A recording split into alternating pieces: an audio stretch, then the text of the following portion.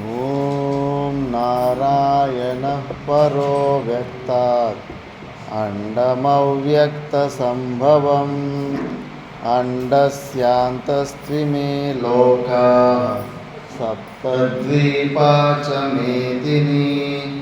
ॐ शान्ति शान्ति शान्तिः।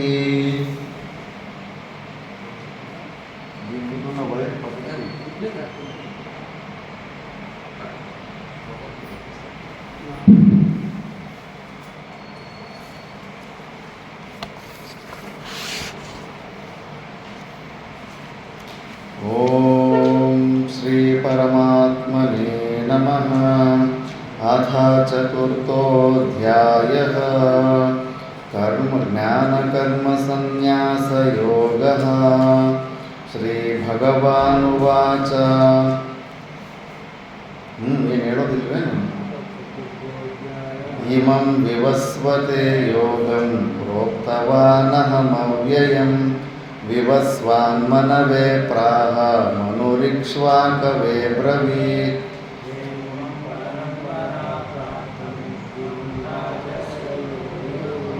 सकाले नेह महता योगो नष्टः परन्तप स एवायं मया तेद्य योगः प्रोक्तः पुरातनः। भक्तोऽसि मे सखा चेति रहस्यं ह्येतदुत्तमम्। भवतो जन्म परं जन्म विवस्वतः कथमेतद्विजानीय त्वमादौ प्रोक्तवानिति।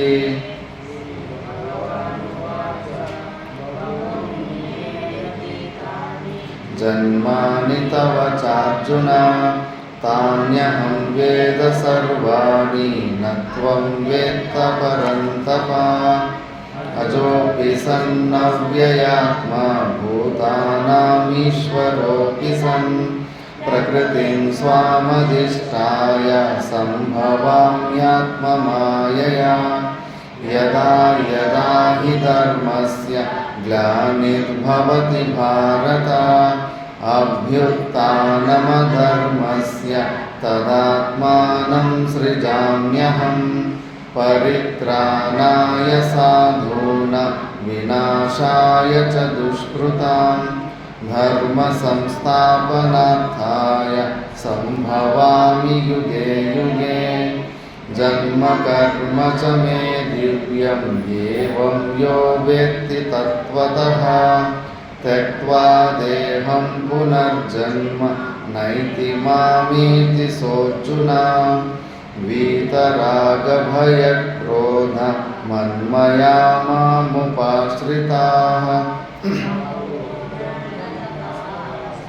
भूतामद्भावमागताः ये यथा मां प्रपद्यन्ते तांस्तथैव भजाम्यहम्।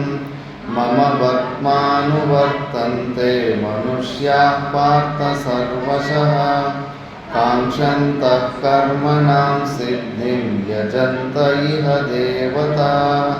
क्षिप्रं हि मानुषे लोके सिद्धिर्भवति कर्मजा चातुर्वर्ण्यं मया सृष्टं गुणकर्म विभागशः। तस्य कर्तारमपि मां विद्यकर्तारमव्ययम्। न मां कर्माणि लिम्पन्ति न मे कर्मफले स्पृहा। इति मां योऽभिजानाति कर्मभिर्न स बध्यते। कृतं कर्म पूर्वैरपि मुमुक्षुभिः कुरु कर्मैव तस्मात् त्वं पूर्वैः पूर्वतरं कृतं। किं कर्म किमकर्मेति कवयोऽप्यत्र मोहिताः। तत्ते कर्म प्रवक्ष्यामि यज्ञात्वा मोक्ष्यसे शुभात्।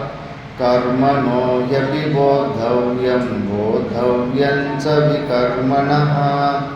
अकर्मणश्च बोद्धव्यं गहना कर्मणो गतिः। कर्मण्यकर्म यः पश्येत् अकर्मणि च कर्म यः स बुद्धिमान् मनुष्येषु स युक्तः कृत्स्नकर्मकृत् यस्य सर्वे समारम्भाः कामसङ्कल्पवर्जिताः ज्ञानाग्निदग्धकर्माणं तमाहुः पण्डितं बुधाः कर्मफलासङ्गं नित्यतृप्तो निराश्रयः कर्मण्यभिप्रवृत्तोऽपि नैव किञ्चित् करोति सः निराशीर्यतचित्तात्मा त्यक्तसर्वपरिग्रहः शारीरं केवलं कर्म कुर्वन्नाप्नोति किल्बिषम् यदृच्छालाभसन्तुष्टो द्वन्द्वातीतो विमत्सरः समः सिद्धावसिद्धौ च कृत्वापि न निबध्यते गतसङ्गस्य मुक्तस्य ज्ञानावस्थितचेतसः यज्ञायाचरतः कर्म समग्रं प्रविलीयते महविः ब्रह्माग्नौ ब्रह्मणाहुतं ब्रह्मैव तेन गन्तव्यं ब्रह्मकर्मसमाधिना दैवमेवापरे यज्ञं योगिनः पर्युपासते ब्रह्माज्ञावपरे यज्ञं यज्ञेनैवोपजुह्वति श्रोत्रादीनीन्द्रियाण्यन्ये संयमाग्निषु जुह्वति शब्दादीन् विषयानन्य इन्द्रियाग्निषु जुह्वति सर्वाणीन्द्रियकर्माणि प्राणकर्माणि चापरे आत्मसंयमयोगाग्नौ जुह्वति ज्ञानदीपिते द्रव्ययज्ञास्तपो यज्ञा योगयज्ञास्तथा परे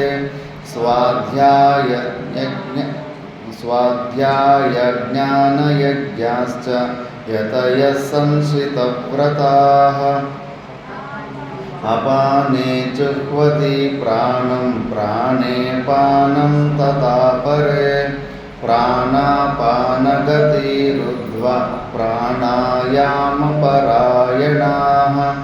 अपरे नियताहाराः प्राणान् प्राणेषु जुह्वति सर्वेऽप्येते यज्ञविदो यज्ञक्षपितकल्मषाः यज्ञशिष्टामृतभुजो यान्ति ब्रह्म सनातनम् नायं लोकोऽस्त्ययज्ञस्य कुतोऽन्यः कुरु सत्तमा एवं बहुविधा यज्ञा वितता ब्रह्मणो मुखे कर्मजान् विद्धितान् सर्वा एवं ज्ञात्वा विमोक्ष्यसे श्रेयान् द्रव्यमयाद्यज्ञा ज्ञानयज्ञः परन्तप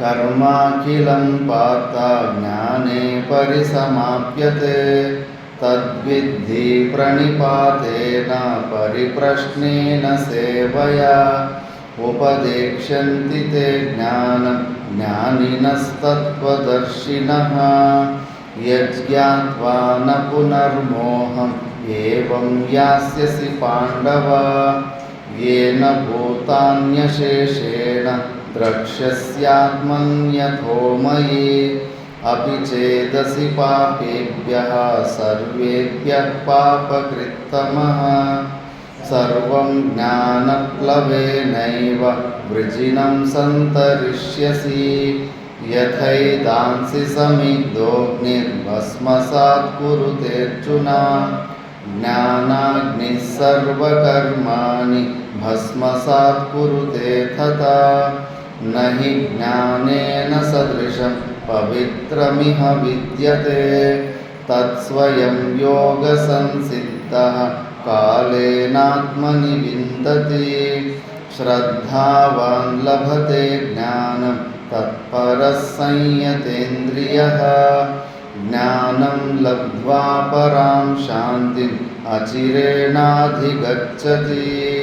अज्ञश्च श्रद्धदानश्च संशयात्मा विनश्यति नायं लोकोऽस्ति न परो न सुखं संशयात्मनः न्यस्तकर्माणं ज्ञानसञ्चिन्नसंशयम् आत्मवन्तं न कर्माणि निबध्नन्ति धनञ्जय तस्मादज्ञानसम्भूतं हृत्स्थं ज्ञानासीनात्मनः चित्वैनं संशयं योगं आतिष्ठोत्तिष्ठ भारत।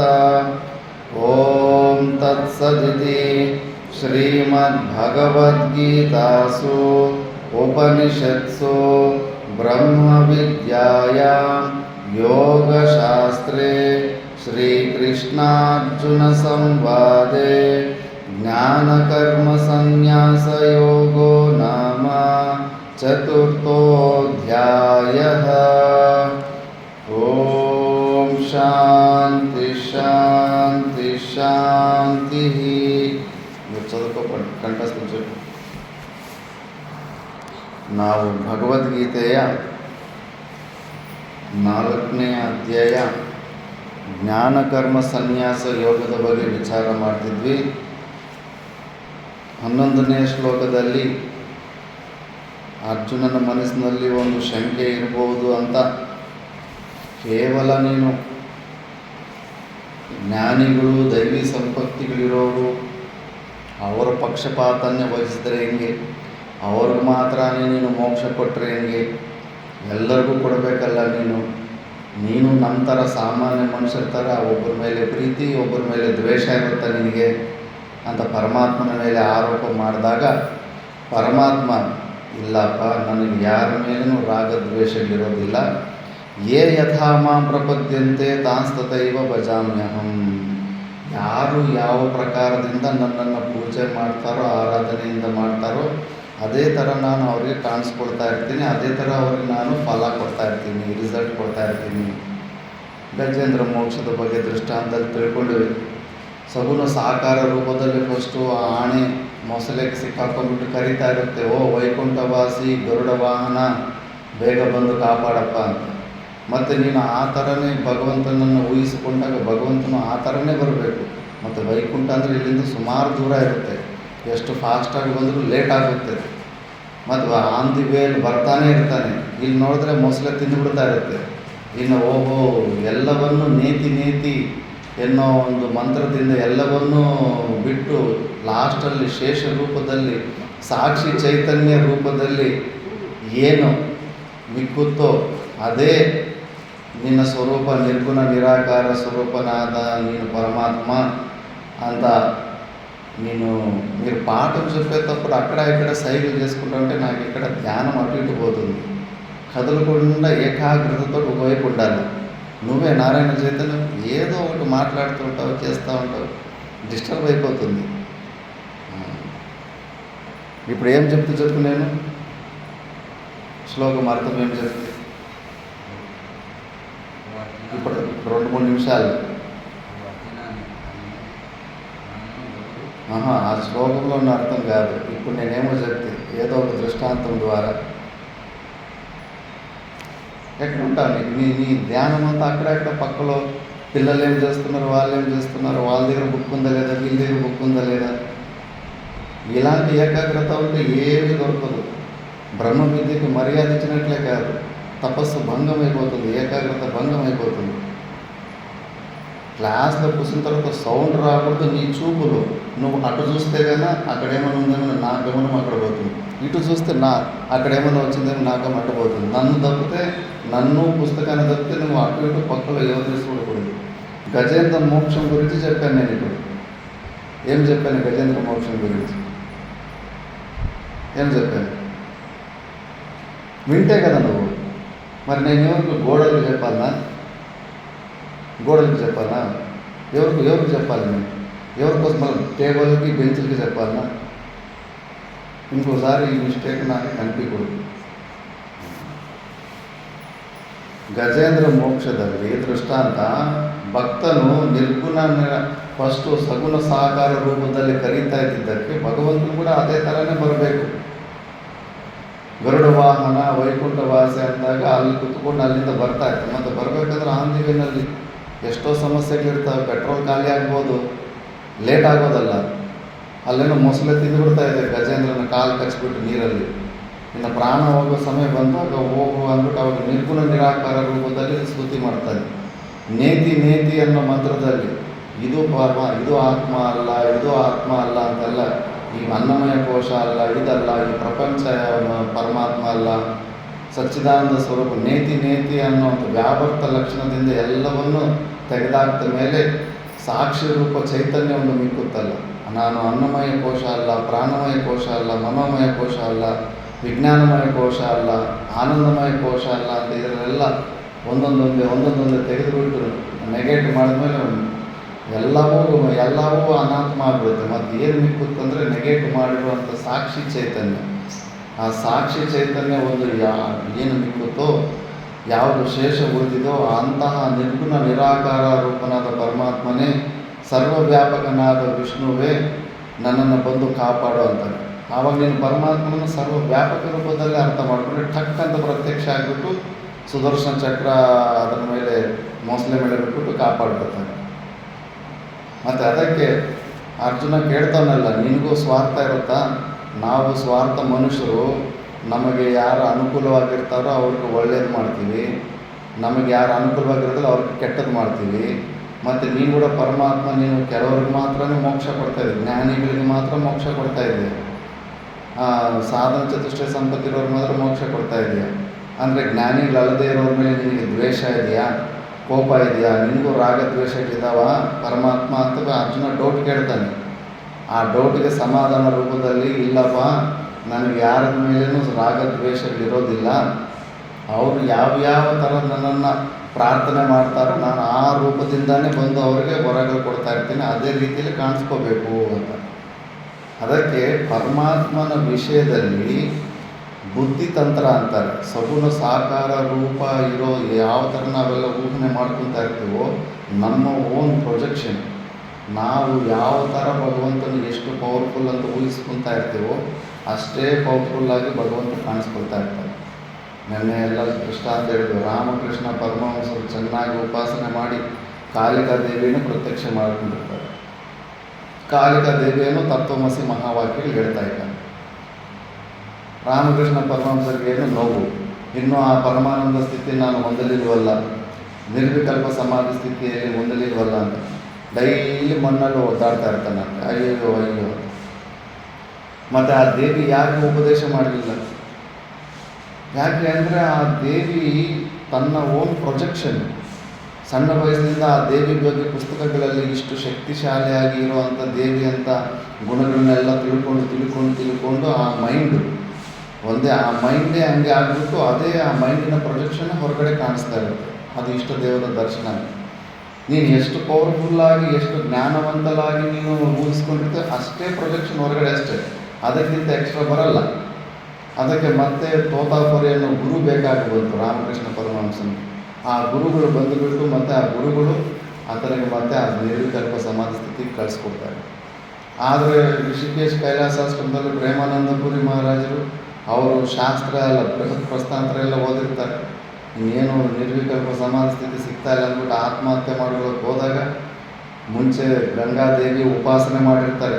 ಅದಕ್ಕೆ ಉಪಾಸನೆಯನ್ನು ತುಂಬ ಕಡೆಗನ್ನಾಗಿ ನೋಡಬಾರದು, ತುಂಬ ದೊಡ್ಡ ಲಾಭ ಇರುತ್ತೆ.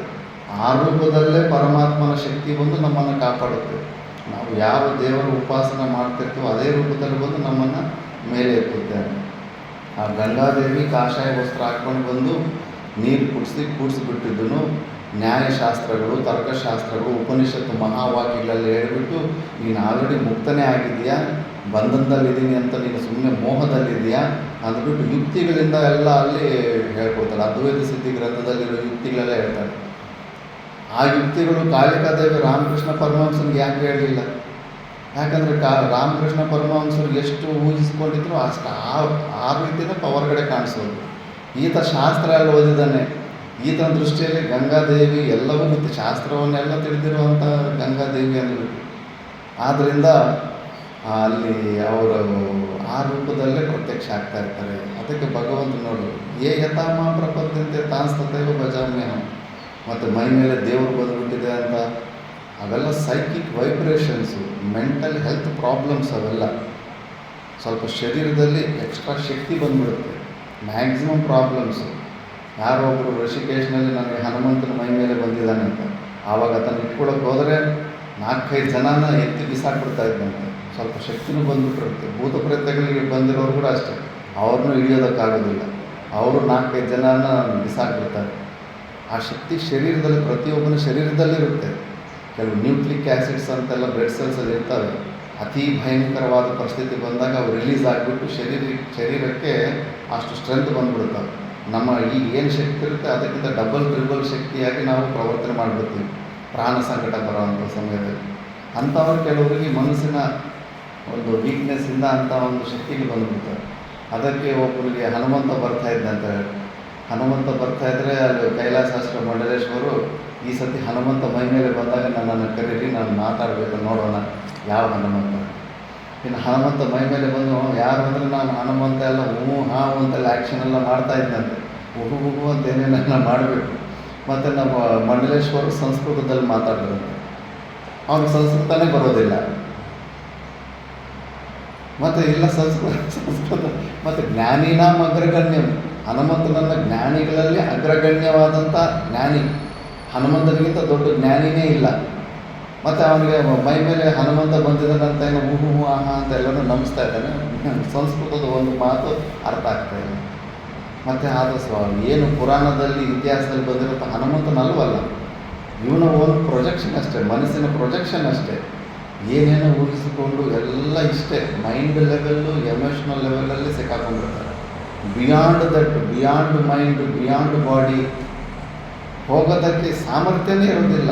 ಅಲ್ಲೇ ಸಿಕ್ಕಿಡ್ಕೊಳ್ಳೋದು, ಅಲ್ಲೇ ಆ ಕೀಚಡಿನಲ್ಲೇ ಓದಾಡ್ತಾ ಇರ್ತಾರೆ. ಶಾಸ್ತ್ರ ಹಂಗೆ ಹೇಳೋದಿಲ್ಲ. ಶಾಸ್ತ್ರ ನೀನು ಆ ಬುದ್ಧಿಯನ್ನು, ಇವನ್ನೆಲ್ಲವನ್ನು, ಅನುಭವಗಳನ್ನು ಸಾಕ್ಷಿ ರೂಪದಲ್ಲಿ ನೋಡು. ಅನುಭವ ನೀನಲ್ಲ, ಅನುಭವದ ಜ್ಞಾನವನ್ನು ಹೊಂದಿರೋ ಸಾಕ್ಷಿ ರೂಪದಲ್ಲಿ ಏನೇನೆಲ್ಲ ಅನುಭೂತಿಗಳಾಗ್ತಾ ಇರ್ತಾವೋ ಆ ಅನುಭೂತಿಯ ಜ್ಞಾನವನ್ನು ಕೂಡ ಒಬ್ಬನು ಸಾಕ್ಷಿ ರೂಪದಲ್ಲಿದ್ದು ಹೊಂದುತ್ತಾ ಇದ್ದಾನೆ. ಆ ಸಾಕ್ಷಿ ನೀನು, ಅನುಭೂತಿ ನೀನಲ್ಲ, ಅನುಭೂತಿಯನ್ನು ಹೊಂದಿರೋ ಸಾಕ್ಷಿ ನೀನು ಅಂದ್ಬಿಟ್ಟು. ಅದಕ್ಕೆ ಅವರವರು ಆ ಥರ ಮೈಂಡಲ್ಲಿ ಏನೇನು ಕಾನ್ಸೆಪ್ಟ್ ಇಟ್ಕೊಂಡಿರ್ತಾರೋ ಆ ಕಾನ್ಸೆಪ್ಟಿಗೆ, ಅವರ ಒಂದು ಎಕ್ಸ್ಪೆಕ್ಟೇಷನ್ಗೆ ಅನುಕೂಲವಾಗಿ ಆ ಪರಮಾತ್ಮನ ಶಕ್ತಿ ಕೂಡ ಅಷ್ಟೇ ಪವರ್ಫುಲ್ಲಾಗಿ ಕಾಣಿಸ್ತಾ ಇದೆ. ಅದನ್ನೇ ನನ್ನ ಶ್ಲೋಕದಲ್ಲಿ ಹೇಳಿದ್ರು. ಈಗ ಭಾಷ್ಯದಲ್ಲಿ ನೋಡೋಣ. ಯೇ ಯಥಾ ಏನ ಪ್ರಕಾರೇಣ ಏನ ಪ್ರಯೋಜನೇನ ಯತ್ ಫಲಾರ್ಥಿತಯ ಮಾಂ ಪ್ರಪದ್ಯಂತೆ ತಾನ್ ತಥಾ ಏವ ತತ್ ಫಲದಾನೇನ ಭಜಾಮಿ ಅನುಗೃಹ್ಣಾಮಿ ಅಹಂ ಇತಿ ಏತತ್ ತೇಷಾಂ ಮೋಕ್ಷಂ ಪ್ರತಿ ಅನರ್ಥಿತ್ವಾತ್ ನಹಿ ಏಕಸ್ಯ ಮುಮುಕ್ಷುತ್ವಂ ಫಲಾರ್ಥಿತ್ವಂಚ ಯುಗಪತ್ ಸಂಭವತಿ. ಅತೋ ಯೇ ಫಲಾರ್ಥಿನಃ ತಾನ್ ಫಲಪ್ರದಾನೇನ ಯೇ ಯಥೋಕ್ತಕಾರಿಣಃ ತು ಅಫಲಾರ್ಥಿನೋ ಮುಮುಕ್ಷವಃ ಚ ತಾನ್ ಜ್ಞಾನಪ್ರದಾನೇನ ಯೇ ಜ್ಞಾನಿನಃ ಸನ್ಯಾಸಿನೋ ಮುಮುಕ್ಷವಃ ಚ ತಾನ್ ಮೋಕ್ಷಪ್ರದಾನೇನ ತಥಾ ಆರ್ತಾನ್ ಆರ್ತಿಹರಣೇನ ಇತಿ ಏವಂ ಯಥಾ ಪ್ರಪದ್ಯಂತೆ ಯೇ ತಾನ್ ತಥಾ ಏವ ಭಜಾಮಿ ಇತ್ಯರ್ಥಃ. ನ ಪುನಃ ರಾಗದ್ವೇಷ ನಿಮಿತ್ತಂ ಮೋಹ ನಿಮಿತ್ತಂ ವಾ ಕಂಚಿತ್ ಭಜಾಮಿ. ಸರ್ವಥಾ ಅಪಿ ಸರ್ವಾವಸ್ಥಸ್ಯ ಮಮ ಈಶ್ವರಸ್ಯ ವರ್ತ್ಮ ಮಾರ್ಗಂ ಅನುವರ್ತಂತೆ ಮನುಷ್ಯಾಃ ಯತ್ ಫಲಾರ್ಥಿತಯಾ ಯಸ್ಮಿನ್ ಕರ್ಮಣಿ ಅಧಿಕೃತ ಯೇ ಪ್ರಯತಂತೆ ತೇ ಮನುಷ್ಯಾಃ ಉಚ್ಯಂತೆ ಹೇ ಪಾರ್ಥ ಸರ್ವಶಃ ಸರ್ವಪ್ರಕಾರೈಃ.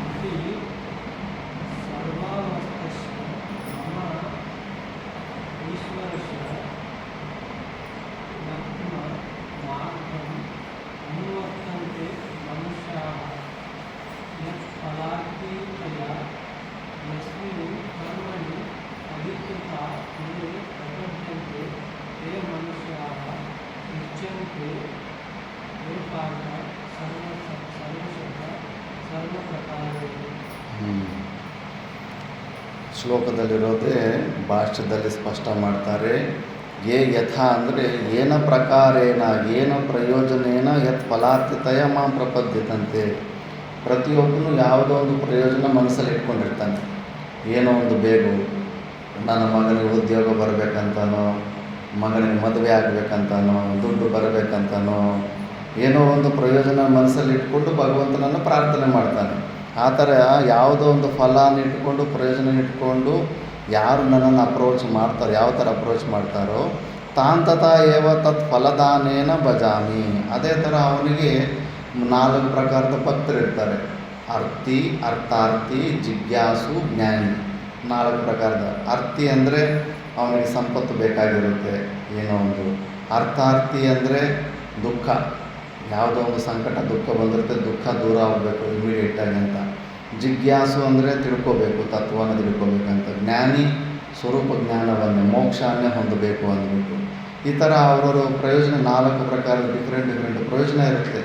ಆ ಪ್ರಯೋಜನವನ್ನು ಉದ್ದೇಶ ಮಾಡಿಕೊಂಡು ಅವರು ಏನು ಎಕ್ಸ್ಪೆಕ್ಟೇಷನಿಂದ ಭಗವಂತನ ಹತ್ರ ಹೋದರೆ ಅದೇ ಕೊಡ್ತಾನೆ ಭಗವಂತನು. ಅನುಗ್ರಹಾಮಿ ಅಹಂ ಇತಿ ಏತತ್ತು ತೇಷಾಂ ಮೋಕ್ಷಂ ಪ್ರತಿ ಅನರ್ಥಿತ್ವಾತ್. ಮೋಕ್ಷ ಅವರಿಗೆ, ಕರ್ಮಿಗಳಿಗೆ ಮೋಕ್ಷದ ಇಚ್ಛೆ ಇರೋದಿಲ್ಲ. ಅದಕ್ಕೆ ಅವ್ರಿಗೆ ಇಚ್ಛೆನೇ ಇಲ್ಲ ಅಂದರೆ ಬಲವಂತವಾಗಿ ಕೊಡೋದಕ್ಕಾಗೋದಿಲ್ಲ ಮೋಕ್ಷ ಅಂತ. ಈಗ ಅರ್ಜುನ ಕೇಳ್ತಾನೆ, ನೀನು ಜ್ಞಾನಿಗಳಿಗೆ ಮಾತ್ರನೇ ಮೋಕ್ಷ ಕೊಡ್ತೀಯ, ಅಜ್ಞಾನಿಗಳಿಗೆ ಯಾಕೆ ಮೋಕ್ಷ ಕೊಡಲ್ಲ? ಅವ್ರಿಗೂ ಕೊಟ್ಟುಬಿಡು ಮೋಕ್ಷ ಅಂತಾರೆ. ಅವರು ಇಷ್ಟಪಡಬೇಕಲ್ಲ ಮೋಕ್ಷ. ಅದೇನು ಬಿಸ್ಕೆಟ್ ಅಲ್ವಲ್ಲ ಒಬ್ಬರು ಕೈಯಿಂದ ಇನ್ನೊಬ್ರು ಕೈ ಕೊಡೋದು. ಅವರಾಗವರು ಈ ಬಂಧನದಿಂದ ಮತ್ತೆ ಇನ್ನೊಂದು ಸತಿ ಜನ್ಮಕ್ಕೆ ಬರಬಾರ್ದು, ಜನನ ಮರಣ ಚಕ್ರಗಳಿಂದ ಬಿಡುಗಡೆ ಆಗಬೇಕಂತ ಅವ್ರಿಗೆ ಇಚ್ಛೆ ಇರಬೇಕು. ಇಚ್ಛೆ ಇದ್ದು ಅವ್ರಿಗೆ ಅವ್ರ ಪ್ರಯೋಜನ ಅದಾಗಿದ್ದರೆ ಅದನ್ನು ಕೊಡ್ತಾನೆ. ಜನರಿಗೆ 99% ಯಾರಿಗೂ ಮೋಕ್ಷ ಬೇಕೇ ಆಗಿಲ್ಲ, ಗೊತ್ತೇ ಇಲ್ಲ ಮೋಕ್ಷ ಅಂದರೆ ಏನಂತ. ಎಲ್ಲ ಅರ್ಥಾರ್ಥಿನೇ ಹೆಚ್ಚು, ಜಿಜ್ಞಾಸರು ಕೂಡ ತುಂಬ ಕಡಿಮೆ. ಅದಕ್ಕೆ ಅಂಥವ್ರಿಗೆ ಮತ್ತೆ ಅಂಥದ್ದೇ ರಿಸಲ್ಟ್ ಕೊಡ್ತಾ ಇರ್ತೀನಿ. ನನ್ನಲ್ಲಿ ಭೇದ ಭಾವ ಇಲ್ಲ ಅಂತ. ಅಥೋ ಯೇ ಫಲಾರ್ಥಿನಃ ತಾನ್ ಫಲಪ್ರದಾನೇನ ಯೇ ಯಥೋಕ್ತಕಾರಿಣಃ ತು ಅಫಲಾರ್ಥಿನೋ ಮುಮುಕ್ಷವಃ. ಯಾರಿಗೆ ಫಲದ ಆಸೆ ಇರೋದಿಲ್ಲೋ, ಮುಮುಕ್ಷುಗಳಾಗಿರ್ತಾರೋ, ಮೋಕ್ಷವನ್ನು ಹೊಂದಬೇಕು, ಆತ್ಯಂತಿಕ ದುಃಖ ನಿವೃತ್ತಿ, ಪರಮಾನಂದ ಪ್ರಾಪ್ತಿ ಎಂಬ ಮೋಕ್ಷವನ್ನು ಹೊಂದಬೇಕಂತ ಅಂದ್ಕೊಂಡಿರ್ತಾರೋ, ತಾನು ಜ್ಞಾನಪ್ರದಾನೇನ ಅಂಥವ್ರಿಗೆ ನಾನು ಜ್ಞಾನವನ್ನು ಕೊಟ್ಟು ಜ್ಞಾನದ ದ್ವಾರ ತಥಾ ಆರ್ಥಾನ್, ಮತ್ತು ಯಾರು ಅರ್ಥಿಗಳಿರ್ತಾರೋ, ಕೋರಿಕೆಗಳಿರ್ತಾರೋ, ಆರ್ತಿ ಹರಣೇನ ಅವರಿಗೆ ಏನೇನೆಲ್ಲ ಕೋರಿಕೆಗಳಿರ್ತೋ ಆ ಕೋರಿಕೆಗಳನ್ನು ನೆರವೇರಿಸಿ ಆ ರೂಪದಲ್ಲಿ ಇದು ಏವಂ ಯಥಾ ಪ್ರಪದ್ಯಂತೆ ಏತಾನ್ ತಥಾ ಏವ ಭಜಾಮಿ ಇತ್ಯರ್ಥಃ. ಅದೇ ಥರ ನಾನು ಅವರಿಗೆ ರಿಸಲ್ಟ್ ಕೊಡ್ತಾ ಇರ್ತೀನಿ. ಅವರು ನನ್ನನ್ನು ಯಾವ ಪ್ರಯೋಜನವನ್ನು ಮನಸ್ಸಲ್ಲಿ ಇಟ್ಕೊಂಡು ಹೆಂಗೆ ಅಪ್ರೋಚ್ ಮಾಡ್ತಾರೋ ಅದೇ ಥರ ರಿಫ್ಲೆಕ್ಟ್ ಆಗ್ತಾ ಇರ್ತೀನಿ ಅಂತ. ನಾ ಪುನಃ ರಾಗದ್ವೇಷ ನಿಮಿತ್ತಂ ಮೋಹ ನಿಮಿತ್ತಂ ವಾ ಕಂಚಿತ್ ಭಜಾಮಿ. ನನ್ನ ಮೇಲೆ ರಾಗದ್ವೇಷ ಆರೋಪ ಇಡಬೇಡ ಅರ್ಜುನ, ನನಗೆ ಯಾರ ಮೇಲೂ ರಾಗದ್ವೇಷ ಇರೋದಿಲ್ಲ. ಸರ್ವತಾ ಅಪಿ ಸರ್ವಾವಸ್ಥಸ್ಯ ಮಮ ಈಶ್ವರಸ್ಯ ವರ್ತಮ ಮಾರ್ಗಂ ಅನುವರ್ತಂತೆ ಮನುಷ್ಯಾಃ. ಪ್ರತಿ ಎಲ್ಲರೂ ಕೂಡ ಯಾರು ಏನನ್ನು ಕೇಳಿದ್ರು ಕೂಡ, ನೀನು ಇಂದ್ರನನ್ನು ಪ್ರಾರ್ಥನೆ ಮಾಡಿದ್ರು ಕೂಡ ಅದು ವಿಷ್ಣುವನ್ನು ಪ್ರಾರ್ಥನೆ ಮಾಡಿದಲ್ಲಿ. ಆಕಾಶಾತ್ ಪತಿತಂ ತೋಯಂ ಯಥಾ ಗಚ್ಚತಿ ಸಾಗರಂ ಸರ್ವದೇವ ನಮಸ್ಕಾರಃ ಕೇಶವಂ ಪ್ರತಿ ಗಚ್ಚತಿ. ಆಕಾಶದಿಂದ ಬೀಳೋ ಪ್ರತಿಯೊಂದು ಅಣಿಯು ಸಮುದ್ರವನ್ನು ಹೆಂಗೆ ಸೇರುತ್ತೋ, ನೀನು ಯಾವ ದೇವರಿಗೆ ನಮಸ್ಕಾರ ಮಾಡಿದ್ರು ಕೂಡ ಅದು ಕೇಶವಂ, ಆ ನಾರಾಯಣ ಸ್ವರೂಪನಾದ ಪರಮಾತ್ಮನಿಗೆ ಸಲ್ಲುತ್ತೆ. ಅದು ನೀನು ಇಂದ್ರನನ್ನು ಬೇಡ್ಕೊತಾ ಇದ್ದೆ ಅಂದರೆ ಆ ಪರಮಾತ್ಮನ ಇಂದ್ರ ರೂಪದಲ್ಲಿ ಬಂದು ನಿನಗೆ ವರ ಕೊಡ್ತಾ ಇರ್ತಾನೆ. ಯಾಕಂದರೆ ಇರೋದು ಪರಮಾತ್ಮ ಒಬ್ಬನೇ ಸತ್ಯ ವಸ್ತು. ಯತ್ ಫಲಾರ್ಥಿತಯ ಯಸ್ಮಿನ್ ಕರ್ಮಣಿ ಅಧಿಕೃತ ಯೇ ಪ್ರಯತ್ನಂತೆ ತೇ ಮನುಷ್ಯ ಉಚ್ಯಂತೆ ಹೇ ಪಾರ್ಥ ಸರ್ವಶಃ ಸರ್ವ ಪ್ರಕಾರೈಹಿ. ಆದ್ದರಿಂದ ಯಾರು ಯಾವ ಮಾರ್ಗವನ್ನು, ಈಗ ಕರ್ಮ ಮಾರ್ಗವನ್ನು ಅವಲಂಬನೆಯಾಗಿ ಇಟ್ಕೊಂಡಿರ್ತಾರೆ ಕರ್ಮಿಗಳು, ಫಲೇಚ್ಛೆ ಇಟ್ಕೊಂಡಿರೋರು, ಮತ್ತು ಅವರು ಕರ್ಮಕ್ಕೆ ಅನುಕೂಲವಾದ ರಿಸಲ್ಟ್ ಕೊಡ್ತಾ ಇರಬೇಕು. ಅವ್ರಿಗೆ ಜ್ಞಾನ ಕೊಡೋಕ್ಕಾಗಲ್ಲ. ಮತ್ತು ಇನ್ನೊಂದು ಡೌಟು ಬರುತ್ತೆ ಈಗ ಅರ್ಜುನನಿಗೆ ಮನಸ್ಸಿನಲ್ಲಿ. ಯದಿ ತವ ಈಶ್ವರಸ್ಯ ರಾಗಾದಿ ದೋಷಾಭಾವ ಸರ್ವಪ್ರಾಣಿಷು ಅನುಜಿಗ್ರೀಕ್ಷಾಯಾಂ ತುಲ್ಯಯಾಂ ಸರ್ವಫಲ ಪ್ರದಾನ ಸಮರ್ಥ್ಯೆ ಚ ತ್ವಯಿ ಸತಿ ವಾಸುದೇವಃ ಸರ್ವಮಿತಿ ಜ್ಞಾನೇನ ಏವ ಮುಮುಕ್ಷವಃ ಸಂತಃ ಕಸ್ಮಾತ್ ತ್ವಾಂ ಏವ ಸರ್ವೇ ನ ಪ್ರತಿಪದ್ಯಂತೆ ಇತಿ ಶೃಣು ತತ್ರ ಕಾರಣಂ.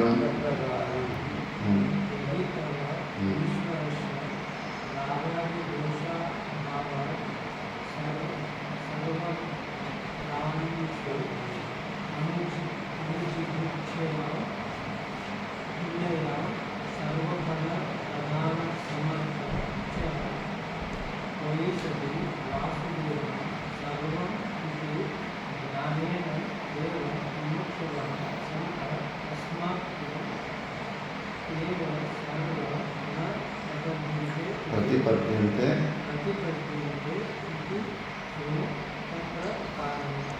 ಇವಾಗ ಅರ್ಜುನನ ಮನಸ್ಸಿನಾಗಿರೋ ಡೌಟು. ಮತ್ತು ಯದಿ ತವ ಈಶ್ವರಸ್ಯ, ನೀನು ಈಶ್ವರನು ರಾಗದ್ವೇಷ ರಹಿತನಾಗಿರೋ, ರಾಗದ್ವೇಷಗಳು ಇರೋದಿರಲ್ಲ ನಿನ್ನಲ್ಲಿ. ಹಾಗಾದರೆ ಈ ಸರ್ವ ಪ್ರಾಣಿಶು, ಈ ಎಲ್ಲ ಯಾವುದೇ ಪ್ರಾಣಿಗಳು ನಿನಗೆ ರಾಗದ್ವೇಷ ಇಲ್ಲ. ಅನುಜಿಗ್ರೀಕ್ಷಾಯಾಮ್ ತುಲ್ಯಾಯಾಮ್, ಎಲ್ಲದರಲ್ಲೂ ಸಮಾನವಾಗಿ ನೀನು ನೋಡ್ಕೊತಾ ಇದೀಯಾ. ಸರ್ವಫಲ ಪ್ರಧಾನ ಸಮರ್ಥೆ ಚ ತ್ವಯಿ ಸತಿ, ನೀನು ಎಲ್ಲ ಯಾವ ಫಲ ಬೇಕಾದರೂ ಕೊಡೋದಕ್ಕೆ ರೆಡಿ ಇದ್ದಾನೆ ಭಗವಂತ. ನೀನು ಡೈರೆಕ್ಟಾಗಿ ಮೋಕ್ಷ ಕೇಳಿದ್ರೆಗನ, ಮೋಕ್ಷ ಅಂದರೆ ಅಲ್ಟಿಮೇಟ್ ಹ್ಯಾಪಿನೆಸ್, ಆತ್ಯಂತಿಕ ದುಃಖ ನಿವೃತ್ತಿ, ಪರಮಾನಂದ ಪ್ರಾಪ್ತಿ, ಅದನ್ನು ಕೇಳಿದ್ರು ಕೊಡೋದಕ್ಕೆ ರೆಡಿ ಇದ್ದಾನೆ. ಅದು ದೊಡ್ಡ ಫಲ. ಈ ಸಣ್ಣ ಸಣ್ಣ ಭೂಲೋಕದಲ್ಲಿ ನನಗೆ ಅದು ಬೇಕು ಇದು ಬೇಕಂತ ಕೇಳಿದ್ರು ಸಣ್ಣ ಸಣ್ಣ ಫಲಗಳು, ಮತ್ತು ಸಣ್ಣ ಫಲಗಳು ದೊಡ್ಡ ಫಲದಲ್ಲಿ ಇದು ಇಂಪಾರ್ಟೆಂಟು. ದೊಡ್ಡ ವರ ಅಂದರೆ ಮೋಕ್ಷನೇ. ಮತ್ತು ಎಲ್ಲ ಜೀವಿಗಳು ಆ ಮೋಕ್ಷವನ್ನು ಕೇಳ್ದಿರ ಈ ಸಣ್ಣ ಸಣ್ಣ ಪುಟ್ಟ ಸಣ್ಣ ಟೆಂಪರವರಿ ವಸ್ತುಗಳನ್ನು ಕೇಳ್ತಾರಲ್ಲ ಅಂತ. ಒಂದು ಪುರಾಣದಲ್ಲಿ ಒಂದು ಸ್ಟೋರಿ ಬರುತ್ತೆ, ಬುದ್ಧಿವಂತರು ಹೆಂಗಿರಬೇಕು ಅಂತ. ಒಬ್ಬ ರಾಜ ಒಂದು ಮೇಲೆ ಇಟ್ಟಿರ್ತಾನಂತೆ ತನ್ನ ರಾಜ್ಯದಲ್ಲಿ. ಎಲ್ಲ ವಸ್ತುಗಳು ಲಿಸ್ಟ್ ಮಾಡಿಬಿಟ್ಟು ಪ್ರಪಂಚದಲ್ಲಿ ಎಲ್ಲ ವಸ್ತುಗಳನ್ನು ಫ್ರೀಯಾಗಿ ಮೇಲೆ ಇಟ್ಟಿರ್ತಾನೆ. ಯಾರಾದರೂ ಬರ್ಬೋದು, ಫ್ರೀಯಾಗಿ ಏನು ಬೇಕಾದ್ರೂ ತೊಗೊಂಡು ಹೋಗ್ಬೋದು, ಎಷ್ಟು ಬೇಕಾದ್ರೂ ತೊಗೊಂಡು ಹೋಗ್ಬೋದು ಅಂಥ ಒಂದು ಮೇಲೆ ಇಟ್ಟಿರ್ತಾನಂತೆ. ಮೇಲಿಂದ ನೋಡ್ತಾ ಇರ್ತಾನಂತೆ. ಈ ಪ್ರಪಂಚದಲ್ಲಿ ಯಾರಾದರೂ ಏನೋ ಒಂದು ವಸ್ತು ತೊಗೋಬೇಕಂತ ಬರ್ತಾರಲ್ಲ, ಅವರಿಗೆ ಸಿಗದೇ ಇರೋವಂಥ ವಸ್ತು ಇನ್ನೇನಾದರೂ ಪ್ರಪಂಚದಲ್ಲಿ ನನ್ನ ಮೇಲದಲ್ಲಿ ಇದೆಯಾ ಇಲ್ಲ ಅಂತ ಪ್ರಪಂಚದಲ್ಲಿ ಎಲ್ಲ ವಸ್ತುಗಳನ್ನ ತಂದಲ್ಲಿ ಇಟ್ಬಿಟ್ಟಿರ್ತಾನಂತೆ. ಎಲ್ಲರೂ ಅವ್ರವ್ರಿಗೆ ಏನೇನು ಬೇಕು ಎಲ್ಲ ತಗೊಂಡು ಮನೆಗೆ ಹೋಗ್ಬಿಡ್ತಾರೆ. ಒಂದು ಕನ್ಯೆ ಹುಡುಗಿ ಮಾತ್ರ ಎಲ್ಲ ನೋಡ್ತಾ ಇರ್ತಾಳೆ, ಯಾವುದು ವಸ್ತು ತಗೊಳ್ಳೋದೇ ಇಲ್ಲ. ಅಯ್ಯೋ, ಈ ಹುಡುಗಿ ಏನು ಎಲ್ಲ ವಸ್ತುಗಳು ನೋಡ್ತಾ ಇದ್ದಾಳೆ, ಯಾವುದು ತಗೊತಾ ಇಲ್ಲ. ಈ ಹುಡುಗಿ ಮನಸ್ಸಲ್ಲಿ ಇನ್ಯಾವುದೋ ಬೇರೆ ವಸ್ತು ಇರಬೇಕು. ಅದೆಂಥ ವಸ್ತು ಅದು? ನನಗೆ ಗೊತ್ತಿಲ್ಲದಿರೋಂಥ ವಸ್ತು, ನಾನು ಮೇಲೆ ತರೋಕ್ಕಾಗಲಿಲ್ವಲ್ಲ, ಅದೇನು ಯಾವ ವಸ್ತುನೋ ಅಂತ ಕೇಳೋಣ ಅಂತ ಬರ್ತಾರೆ. ಏನಮ್ಮ ನಿನಗೆ ಬೇಕಾದಂಥ ಇಷ್ಟವಾದಂಥ ವಸ್ತು ಈ ಮೇಳದಲ್ಲಿ ಸಿಗಲಿಲ್ವ ನಿನಗೆ ಅಂದರೆ, ಈ ಬಜಾರ್ ಅಂದರೆ ಇಲ್ಲ. ಮತ್ತು ಏನು ಹುಡುಕ್ತಾ ಇದೆ ಅಂದರೆ, ಈ ಮೇಲೆಯನ್ನು ಯಾರು ತಯಾರು ಮಾಡಿದ್ರು, ಯಾರು ಈ ಮೇಳನ ಇಟ್ಟಿದ್ರು ಅವ್ರು ಹುಡುಕ್ತಾ ಇದ್ದೀನಿ. ಅದು ನಾನೇ ಅಮ್ಮ ಅಂದರೆ ಅದು ನನಗೆ ನೀನೇ ಬೇಕು ಅಂತ ಬುದ್ಧಿವಂತಿಕೆ. ನಾವು ಮಿಕ್ಕಿದವ್ರು ಮಾಡ್ದಂಗೆ ಅದೇ ತಪ್ಪು ಮಾಡ್ತೀವಿ. ಸಣ್ಣ ಪುಟ್ಟ ವಸ್ತುಗಳನ್ನು ಎತ್ಕೊಳಕ್ಕೆ ಹೋಗ್ತೀವಿ. ನಿನಗೆ ಸಾಕ್ಷಾತ್ತಾಗಿ ಆ ವಸ್ತುಗಳನ್ನು ತಯಾರು ಮಾಡಿರೋಂಥದ್ದು ಆ ಮೇನ್ ವ್ಯಕ್ತಿನೇ ಸಿಕ್ಬಿಡ್ತಾನೆ, ರಾಣಿ ಆಗಿಬಿಡ್ತಾರೆ. ಮದುವೆ ಮಾಡ್ಕೊಂಡ್ಬಿಡ್ತಾನೆ, ಆ ರಾಜ್ಯಕ್ಕೆ ರಾಣಿ ಆಗಿಬಿಡ್ತಾಳೆ. ಆ ಪರಮಾತ್ಮ ಕೊಡೋ ವಸ್ತುಗಳನ್ನು ಕೇಳೋದು ಬಿಟ್ಟರೆ ಪರಮಾತ್ಮನ್ನೇ ಕೇಳೋ ಬುದ್ಧಿ ಬರ್ತಾ ಇಲ್ವಲ್ಲ, ಅದು ಮಂದ ಬುದ್ಧಿದೆ. ಪರಮಾತ್ಮ ಕೊಡೋ ವಸ್ತುವಿಂದ ನಮಗೆ ಅಷ್ಟೊಂದು ಆನಂದ ಸಿಕ್ಕಿದ್ರೆ ಪರಮಾತ್ಮನೇ ನಮ್ಮವನಾಗ್ಬಿಟ್ರೆ ಇನ್ನೆಷ್ಟು ಮತ್ತಿನ್ನು ಏನು ಬೇಕಂದ್ರೆ ಸಿಕ್ಬಿಡುತ್ತಲ್ಲ. ಆ ಪರಮಾತ್ಮನೇ ಬೇಕನ್ನೋ ಬುದ್ಧಿ ಬರಬೇಕಲ್ಲ. ಆತ ಎಷ್ಟು ಪವರ್ಫುಲ್ ಆಗಿರ್ತಾನೆ. ಆತ ಕೊಡೋ ವಸ್ತುವಿಂದನೇ ನಮ್ಮ ದುಃಖಗಳು ಎಷ್ಟೋ ದೂರ ಆಗ್ತಾವಂದರೆ ಆತನೇ ನಮಗೆ ಸಿಕ್ಬಿಟ್ರೆ ಇನ್ನೆಷ್ಟು ದೊಡ್ಡ ರಿಸಲ್ಟ್. ಬುದ್ಧಿ ಆ ಕಡೆ ಹೋಗೋದಿಲ್ಲ, ದೊಡ್ಡದು ಕಡೆ ಹೋಗೋದಿಲ್ಲ, ಸಣ್ಣ ಪುಟ್ಟ ಇಚ್ಛೆಗಳ ಕಡೆ ಹೋಗ್ತಾ ಇರುತ್ತೆ. ಆದ್ದರಿಂದ ಈಗ ಅರ್ಜುನನ ಮನಸ್ಸಿನಲ್ಲಿ ಡೌಟು, ನೀನೇನೋ ಭೇದ ಬುದ್ಧಿ ಇಲ್ಲದಿರೋ ಯಾರು ಏನು ಕೇಳಿದ್ರು ಕೊಡೋದಕ್ಕೆ ರೆಡಿ ಇದೆಯಾ. ಮೋಕ್ಷ ಬೇಕಂದ್ರೆ ಮೋಕ್ಷ ಕೊಟ್ಬಿಡ್ತಾ ಇದೆ, ಬಿಸ್ಕೆಟ್ ಬೇಕಂದ್ರೆ ಬಿಸ್ಕೆಟ್ ಕೊಟ್ಬಿಡ್ತಾ ಇದೆ. ಮತ್ತು ಇವರು ಬರೀ ಬಿಸ್ಕೆಟ್ಟೇ ಎತ್ಕೊತಾ ಇದ್ದಾರಲ್ಲ, ನೀನು ಮೋಕ್ಷನ ತಗೊತಾ ಇಲ್ವಲ್ಲ ಯಾಕೆ ಅಂತ ಅರ್ಜುನನ ಒಂದು ಶಂಕೆಗೆ ಉತ್ತರವಾಗಿ ಹೇಳ್ತಾನೆ. ಕಾಂಕ್ಷಂತ ಕರ್ಮಣಾಂ ಸಿದ್ಧಿಂ ಯಜಂತ ಇಹ ದೇವತಾ ಕ್ಷಿಪ್ರಂ ಹಿ ಮಾನುಷೇ ಲೋಕೆ ಸಿದ್ಧಿರ್ಭವತಿ ಕರ್ಮಜ. ಕಾಂಕ್ಷಂತಃ ಕರ್ಮಣಾಂ ಸಿದ್ಧಿಂ ಯಜಂತ ಇಹ ದೇವತಾಃ ಕ್ಷಿಪ್ರಂ ಹಿ ಮಾನುಷೇ ಲೋಕೆ ಸಿದ್ಧಿರ್ಭವತಿ ಕರ್ಮಜ.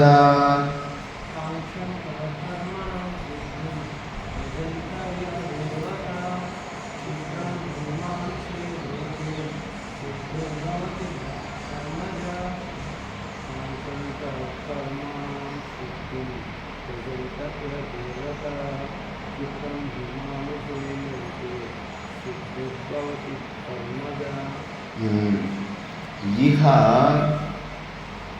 ಮಾನುಷೇ ಲೋಕೆ ಕರ್ಮಣಾಂ ಸಿದ್ಧಿಂ ಕಾಂಕ್ಷಂತಃ ದೇವತಾಃ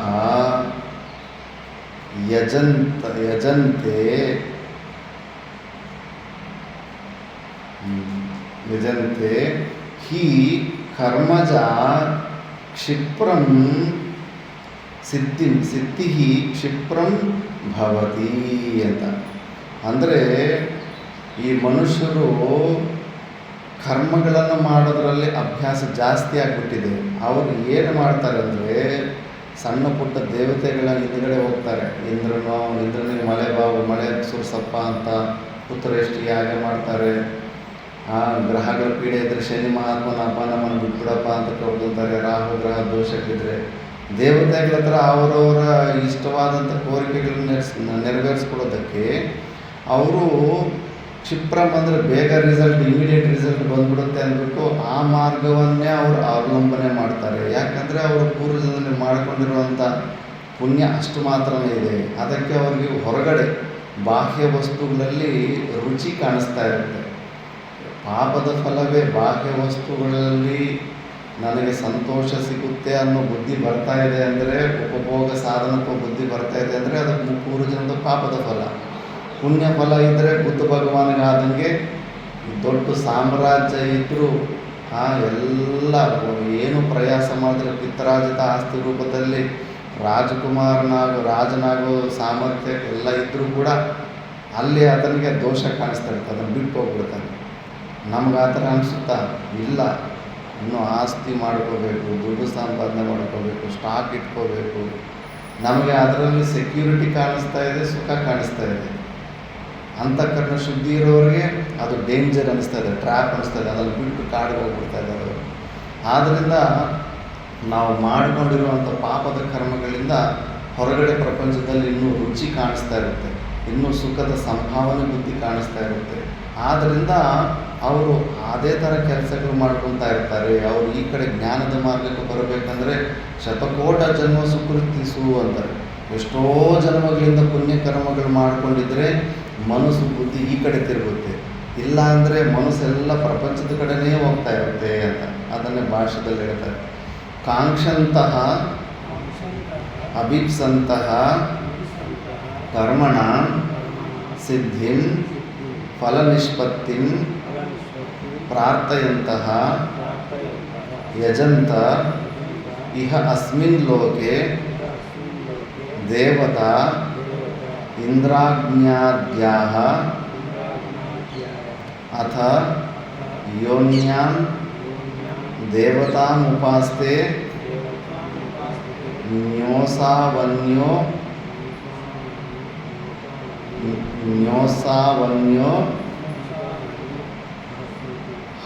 ಹಮಸ್ಮೀತಿ ನ ಸ ವೇದ ಯಥಾ ಪಶುರೇವಂ ಸ ದೇವಾನಾಂ ಇತಿ ಶ್ರುತೇಃ. ತೇಷಾಂ ಹಿ ಭಿನ್ನದೇವತಾಯಾಜಿನಾಂ ಫಲಾಕಾಂಕ್ಷಿನಾಂ ಕ್ಷಿಪ್ರಂ ಶೀಘ್ರಂ ಹಿ ಯಸ್ಮಾತ್ ಮಾನುಷೇ ಲೋಕೆ ಮನುಷ್ಯಲೋಕೆ ಹಿ ಶಾಸ್ತ್ರಾಧಿಕಾರಃ ಕ್ಷಿಪ್ರಂ ಹಿ ಮಾನುಷೇ ಲೋಕೆ ಇತಿ ವಿಶೇಷಣಾತ್ ಅನ್ಯೇಷು ಅಪಿ ಕರ್ಮಫಲಸಿದ್ಧಿಂ ದರ್ಶಯತಿ ಭಗವಾನ್. ಮಾನುಷೇ ಲೋಕೆ ವರ್ಣಾಶ್ರಮಾದಿ ಕರ್ಮಾಧಿಕಾರಃ ಇತಿ ವಿಶೇಷಃ. ತೇಷಾಂ ವರ್ಣಾಶ್ರಮಾದಿ ಅಧಿಕಾರಿ ಕರ್ಮಣಾಂ ಫಲಸಿದ್ಧಿಃ ಕ್ಷಿಪ್ರಂ ಭವತಿ ಕರ್ಮಜ ಕರ್ಮಣೋ ಜಾತ.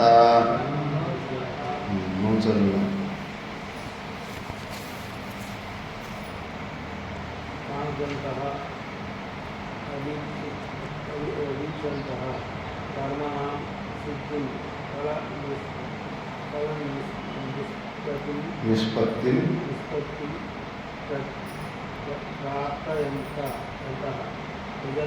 ಇಹ ಅಸ್ಮಿನ್ ಲೋಕೆ ದೇವತಾ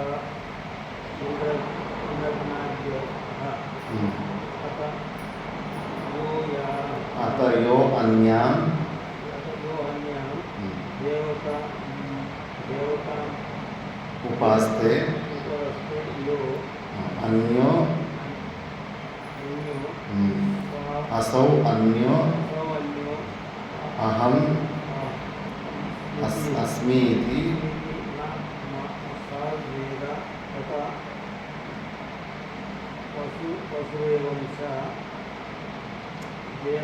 देवानां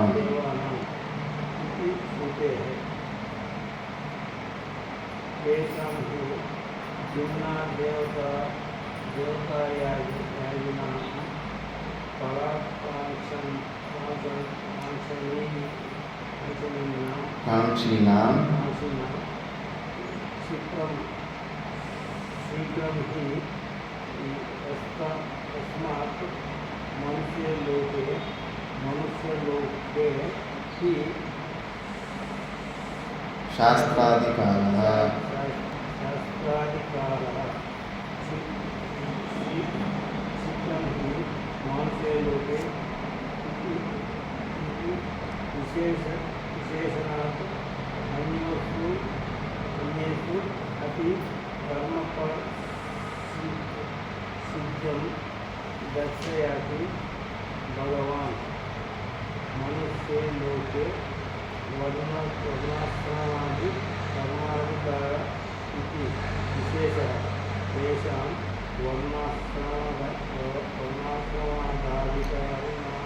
वर्णाश्रमादि अधिकारिकर्मणां फलं शुद्धिः भवति कर्मणो जाता. ಶ್ಲೋಕದಲ್ಲಿ ಕಾಂಕ್ಷಂತಹ ಅಂತಿದ್ರೆ ಅದರ ಅರ್ಥ ಅಭೀಪ್ಸಂತಹ ಅಂದರೆ ಇಚ್ಛೆಯುಳ್ಳವರು ಅಂತ, ಇಚ್ಛೆಗಳಿಟ್ಕೊಂಡಿರೋಂಥವರು ಕರ್ಮಣಾಂ ಸಿದ್ಧಿ. ಯಾವುದ್ರ ಬಗ್ಗೆ ಇಚ್ಛೆ ಅಂದರೆ ಅವರು ಏನೋ ಒಂದು ಕರ್ಮಗಳು ಮಾಡಿರ್ತಾರೆ, ಪುಣ್ಯಕರ್ಮ, ಅದರ ರಿಸಲ್ಟನ್ನು ಎಕ್ಸ್ಪೆಕ್ಟ್ ಮಾಡ್ತಾ ಇರ್ತಾರೆ. ಅಂಥವರು ಫಲನಿಷ್ಪತ್ತಿ ಪ್ರಾರ್ಥೆಯಂತಹ ಯಜಂತ ಇಹ ಅಸ್ಮಿನ್ ಲೋಕೆ ದೇವತಾ ಇಂದ್ರಾದಿ ಅಜ್ಞಾದಯ. ಅವರು ಇಂದ್ರಾದಿ ದೇವತೆಗಳನ್ನು ಅವರೇ ಪೂಜನೆ ಯಾಗಗಳೆಲ್ಲ ಮಾಡ್ತಾ ಇರ್ತಾರಂತೆ. ಯಾಕೆ ಮಾಡ್ತಾರಂತೆ? ಅಥ ಯಹ ಅನ್ಯಾಂ ದೇವತಾಂ ಉಪಾಸತೆ. ಶಾಸ್ತ್ರ ಹೇಳುತ್ತೆ ಬೃಹದಾರಣ್ಯಕ ಉಪನಿಷತ್ತಲ್ಲಿ, ತೇ ಅನ್ಯಃ ಅಸೌ ಅನ್ಯೋ ಅಹಂ ಅಸ್ಮಿ ಇತಿ ನ ಸ ವೇದ ಯಥಾ ಪಶುರೇವಂ ಸ ದೇವಾನಾಂ. ಯಾರು ನಮಗಿಂತ ಭಿನ್ನವಾಗಿ ದೇವರಿದ್ದಾರಂತ, ನಮ್ಮ ಒಳಗಡೆ ದೇವರಿದ್ದಾರೆ ಅನ್ನೋದು ಗೊತ್ತಿರೋದಿಲ್ಲ, ನಮಗಿಂತ ಸಪರೇಟಾಗಿ ಬೇರೆ ಕಡೆ ದೇವರಿದ್ದಾನಂತ ಯಾರು ಅಂದ್ಕೊಂಡು ಆ ದೇವ್ರನ್ನ ಯಾರು ಪ್ರಾರ್ಥನೆ ಮಾಡ್ತಾ ಇರ್ತಾರೋ, ಪೂಜೆಗಳು ಏನೇ ಮಾಡಲಿ, ಅವರು ದೇವತಾನಾಂ ಪಶು, ದೇವತೆಗಳ ಪಶು ಅಂತ. ಈಗ ಕುರಿ ಮೇಯಿಸೋನು ಇರ್ತಾನಲ್ಲ, ಕುರಿ ಮೇಯಿಸೋನ ಅಧಿಕಾರಿ ಇರ್ತಾನೆ, ಅವನು ಕುರಿ ಮೇಯಿಸ್ಕೊಂಡು ಬರ್ತಾ ಇರ್ತಾನೆ. ಅವನು ಒಂದು ಕುರಿ ಸಾಯಂಕಾಲ ಹೊತ್ತು ಲೆಕ್ಕ ಸಿಗಲಿಲ್ಲ ಅಂದರೆ ಅವನಿಗೆ ದುಃಖ ಆಗುತ್ತೆ. ಅವನಿನ್ನು ಕುರಿಗಳ ಸಂಖ್ಯೆ ಹೆಚ್ಚಾಗಬೇಕಂತ ಇರ್ತಾನೆ ಮತ್ತು ಕಡಿಮೆ ಆಗಬೇಕಂತ ಅನ್ಕೊಳ್ಳೋದಿಲ್ಲ. ಮತ್ತು ನೀನು ಭೂಲೋಕದಲ್ಲಿ ದೇವತೆಗಳಿಗೆ ಪೂಜೆ ಮಾಡೋದು, ಯಜ್ಞ ಮಾಡೋದು, ನೀನು ಹಾಕೋ ಹವಿಷು ಅಂದರೆ ಈಗ ಯಜ್ಞಗಳು ಯಾರು ಮಾಡ್ತಾ ಇಲ್ಲ ಬಿಡು, ಆ ಯಜ್ಞಗಳು ಮಾಡಿದ್ರೆ ಆ ಹವಿಷು ಆ ದೇವತೆಗಳಿಗೆ ಸೇರ್ತಾ ಇರುತ್ತೆ. ಆವಾಗ ಅವ್ರಿಗಿನ್ನೂ ಅದಕ್ಕೆ ಯಾರಿಗೇ ಆಗಲಿ ಅವ್ರ ಕೆಳಗಡೆ ಒಂದು 10-15 ಜನ ಇದ್ದಾರೆ ಅಂದರೆ ಅವ್ನಿಗೆ ಬೆಟರ್ ಫೀಲಿಂಗ್ ಇರುತ್ತೆ. ಅವನ ಕೆಳಗಡೆ ಯಾರು ಇಲ್ಲ ಅಂದ್ರೆಗನ ಅವನಿಗೆ ಇದಾಗೋದಿಲ್ಲ. ಎಷ್ಟೋ ಜನ MLA ಹತ್ರ ಫಸ್ಟು ಸೇವೆ ಮಾಡ್ಕೊತಾ ಇರ್ತಾರೆ, ಮತ್ತು ಸ್ಟಾರ್ ಚೇಂಜ್ ಆಗಿಬಿಟ್ಟು ಅವನು MLA ಆಗುವಂಥ ಪರಿಸ್ಥಿತಿ ಬಂದರೆ ಅವನಿಗೆ ಸಹನೆ ಆಗೋದಿಲ್ಲ. ನನ್ನ ಹತ್ರ ಕೂಲಿ ಕೆಲಸ ಮಾಡ್ಕೊತಾ ಇದ್ದವನು ಇವನು ಇವಾಗ ನನಗೆ ಪೈಪೋಟಿಯಾಗಿ MLA ಆಗಿರ್ತದಂತ ಅವನಿಗೆ ನೋವು, ಹೊಟ್ಟೆ ಕಿಚ್ಚು ಎಲ್ಲ ಬರುತ್ತೆ. ದೇವತೆಗಳು ಕೂಡ ಅಷ್ಟೇ. ನಾವು ಮನುಷ್ಯರು ಆದರೆ ಅವರು ಪಶುಗಳಿದ್ದಂಗೆ. ನಾವು ಈ ಮನುಷ್ಯತ್ವದಿಂದ ಸನ್ಯಾಸ ತಗೊಂಡು ಬ್ರಹ್ಮತ್ವದ ಕಡೆ ಹೋಗ್ಬೇಕಂದ್ರೆ ಅವ್ರಿಗೆ ಇಷ್ಟ ಆಗೋದಿಲ್ಲ. ಶಾಸ್ತ್ರ ಹೇಳುತ್ತೆ, ಅದಕ್ಕೆ ಅವರು ವಿಘ್ನಗಳಾಗ್ತಾ ಇರ್ತಾರೆ. ಸನ್ಯಾಸ ತಗೊಳ್ಳೋಕ್ಕೆ ಇನ್ನೇನು ವೈರಾಗ್ಯ ತಗೊಂಡು ಪರಮಾತ್ಮನನ್ನು ಹೊಂದಬೇಕು, ಮೋಕ್ಷ ಹೊಂದಬೇಕು ಅಂತ ಪ್ರಯತ್ನ ಮಾಡುವಾಗ ವಿಘ್ನಗಳಾಗ್ಬಿಡ್ತಾರಂತೆ. ಹೆಂಡತಿ ಒಳಗಡೆ ಸೇರ್ಕೊಂಡ್ಬಿಡ್ತಾರೆ, ಮಕ್ಕಳ ಒಳಗಡೆ ಸೇರ್ಕೊಂಡ್ಬಿಡ್ತಾರೆ, ಎಮೋಷ್ನಲ್ ಅಟ್ಯಾಕ್ ಮಾಡ್ತಾರೆ. ಅಯ್ಯೋ ನೀನಿಲ್ಲ ಅಂದರೆ ನಾವು ಹೆಂಗೆ ಬದುಕಬೇಕು ಹಂಗೆ ಹಿಂಗೆ ಅಂತ ಮಠಾಶ್. ಮೊದಲೇ ಎಮೋಷ್ನಲಿ ವೀಕ್ ಇರ್ತಾನೆ, ಮತ್ತು ಅವನು ಅಲ್ಲೇ ಮಠಾಶ್ ಆಗಿಬಿಟ್ಟಿರ್ತಾನೆ. ಪ್ರತಿಯೊಬ್ಬ ಸನ್ಯಾಸಿ ಜೀವನದಲ್ಲೂ ಇಲ್ಲೇ ಈ ವಿಘ್ನ ಬಂದೇ ಇರುತ್ತೆ. ಅಲ್ಲಿ ನೀನು ಧೈರ್ಯ ಇದ್ದು, ನಿನ್ನ ಪೂರ್ವಜನ್ಮದಲ್ಲಿ ಪುಣ್ಯ ಹೆಚ್ಚಿದ್ದು, ಭಗವಂತನ ಆಶೀರ್ವಾದ ಇದ್ದು, ಗುರುಗಳ ಕೃಪೆ ಇದ್ದಾಗ ಆ ಬಂಧನದಿಂದ ಹೊರಗಡೆ ಬರೋಕ್ಕಾಗುತ್ತೆ. ಇಲ್ಲ ಅಂದರೆ ನಿನ್ನ ಎಮೋಷ್ನಲ್ಲು ನೋವು, ಅಯ್ಯೋ ಪಾಪ ನಾನಿಲ್ಲ ಅಂದರೆ ಪಾಪ ಅವ್ರು ಎಷ್ಟು ನೋವು ತಿಂತವ್ರೆ ಅಂತ. ಯಾರಿಗೂ ಏನೂ ಅಷ್ಟು ಬೇಕಾಗಿಲ್ಲ. ನೀನೆಲ್ಲ ಹಂಗೆ ಅನಿಸುತ್ತಷ್ಟು ದೂರ ಇದ್ದಾಗ ಹತ್ರ ಇರಬೇಕು ಅನಿಸುತ್ತೆ. ಹತ್ರ ಇದ್ದರೆ ಮತ್ತೆ ಜಗಳಗಳಾಡಿ ನೀನು ತಲೆ ತಿಂತಾರೆ, ಇನ್ನು ಬೈತಾ ಇರ್ತಾರೆ ಅಷ್ಟೇ. ಅದು ಹಂಗೆ ಅನಿಸ್ತಾ ಇರುತ್ತೆ. ಅದು ಮಾಯೆ ಅದು. ಯಾಕಂದರೆ ದೇವತೆಗಳು ಹಂಗೆ ಮಾಡಿಸ್ತಾರೆ. ನಿಮ್ಮ ಬಂಧುಗಳ ಮನಸ್ಸನ್ನ ಒಳಗಡೆ ತೂರ್ಕೊಂಡ್ಬಿಟ್ಟು ನಿನ್ನನ್ನು, ಯಾಕಂದರೆ ಈಗ ನೀನು ಸನ್ಯಾಸಿ ಆಗಿಬಿಟ್ರೆ ದೇವತೆಗಳು ನೀನು ಸೇವಕರಾಗ್ಬಿಡ್ತಾರೆ. ದೇವತೆಗಳಿಗಿಂತ ಟಾಪ್ ಪೊಸಿಷನ್ ಕೊಟ್ಟೋಗ್ಬಿಡ್ತೀಯ. ಅವ್ರಿಗೆ ಹೆಂಗೆ ಇಷ್ಟ ಆಗುತ್ತೆ? ನಮ್ಮ ಕೆಳಗಡೆ ನಮ್ಮ ಕೂಲಿ ಥರ ಮಾಡ್ತಾ ಇದ್ದು ಈ ಮನುಷ್ಯನು ಈಗ ಬ್ರಹ್ಮತ್ವನ ಹೊಂದ್ಬಿಟ್ಟು ಜೀವನ್ಮುಕ್ತ ಪುರುಷನ ಆಗಿಬಿಟ್ರೆ ನಾವು ಹೋಗಿ ನಿಂತ್ಕೋಬೇಕು ಅವನ ಮುಂದುಗಡೆ. ಅವಧೂತರಿಗೆ ಆರತಿ ಆದಾಗ ದೇವತೆಗಳ ಸುತ್ತಮುತ್ತ ಇದ್ದರೆ ಅಲ್ಲಿ ಬಂದು ನಿಂತ್ಕೊತಾರಂತೆ. ನಾವು ನೋಡೋದಕ್ಕಾಗೋದಿಲ್ಲ. ಗುಲ್ಬರ್ಗ ಮಾತಾ ಮಾಣಿಕೇಶ್ವರಮ್ಮ ಅವರ ಆರತಿ ನಡೆಯುವಾಗ ದೇವತೆಗಳೆಲ್ಲ ಉಪಸ್ಥಿತಿ ಆಗ್ತಾ ಇದ್ದಾರಂತೆ. ಯಾರಾದರೂ ಆರತಿಗೆ ಅಟೆಂಡ್ ಆಗಲಿಲ್ಲ ಅಂದರೆ ಮೂರ್ಖರು ನೀವು. ಈ ಸುತ್ತಮುತ್ತ ಇರೋ ಸಿದ್ಧರು ದೇವತೆಗಳೇ ಆರತಿಗೆ ಬಂದು ಅಟೆಂಡ್ ಮಾಡಿ ಹೋಗ್ತಾರೆ. ನೀವು ಆಶ್ರಮದಲ್ಲಿದ್ದವ್ರು ನೀವು ಆರತಿಗೆ ಬರೋದಕ್ಕೆ ಮೈಗಳತನ ನಿಮಗೆ ಅಂತ. ಅದ್ರ ಪುಣ್ಯ ಸಿಗುತ್ತೆ. ಆರತಿಗಳು ಅವಿಗೂ ಅಟೆಂಡ್ ಆಗ್ತಾ ಇದ್ದಾರೆ. ದೇವತೆಗಳೇ ಆ ಪುಣ್ಯನ ಮಿಸ್ ಮಾಡ್ಕೋಬಾರ್ದು ಅಂತ ಬರ್ತಾ ಇದ್ದಾರೆ. ನಾವು ಅದು ನೆಗ್ಲೆಕ್ಟ್ ಮಾಡ್ತೀವಿ. ಅಂಥ ಸತ್ಪುರುಷರು ಒಂದು ದರ್ಶನ ಆಗಲಿ, ಅವ್ರ ನಿಮಿತ್ತದಲ್ಲಿ ಆರತಿ ಆಗಲಿ ಅಷ್ಟು ಪವರ್ಫುಲ್ ಆಗಿರುತ್ತೆ. ಅಂದರೆ ದೇವತೆಗಳು ಯೋಗಿನಿ ಮಾತಾಜಿಗೆ ಸರಳರಾದರೆ ಇಲ್ಲ, ಭಕ್ತ ಸಣ್ಣವ್ರು ಆಗ್ಬಿಟ್ರೆ ಇಲ್ಲ. ಅದಕ್ಕೆ ದೇವತೆಗಳು ಡಿಸ್ಟರ್ಬ್ ಮಾಡ್ತಾರೆ. ಸನ್ಯಾಸ ಕೊಡಿಸ್ತೀರ ಯಾವುದೋ ಒಂದು ಮಾರ್ಗದಲ್ಲಿ ಬಂದು ಅಡ್ಡ ಬಂದುಬಿಡ್ತಾರೆ. ಅದು ನೋಡ್ಕೊತಾ ಇರಬೇಕು. ಯಾಕಂದರೆ ಅದು ಪಶುರೇವಂಸ ದೇವಾನ, ಅವ್ರಿಗಿಂತ ಭಿನ್ನ ರೂಪದಲ್ಲಿ ದೇವತೆಗಳನ್ನು ನೋಡಿಕೊಂಡು ಅವ್ರನ್ನ ಪ್ರಾರ್ಥನೆ ಮಾಡ್ಕೊಂಡು ಯಾವಾಗಲೂ ಪಶುವಾಗಿ ಇರ್ತಾನೆ.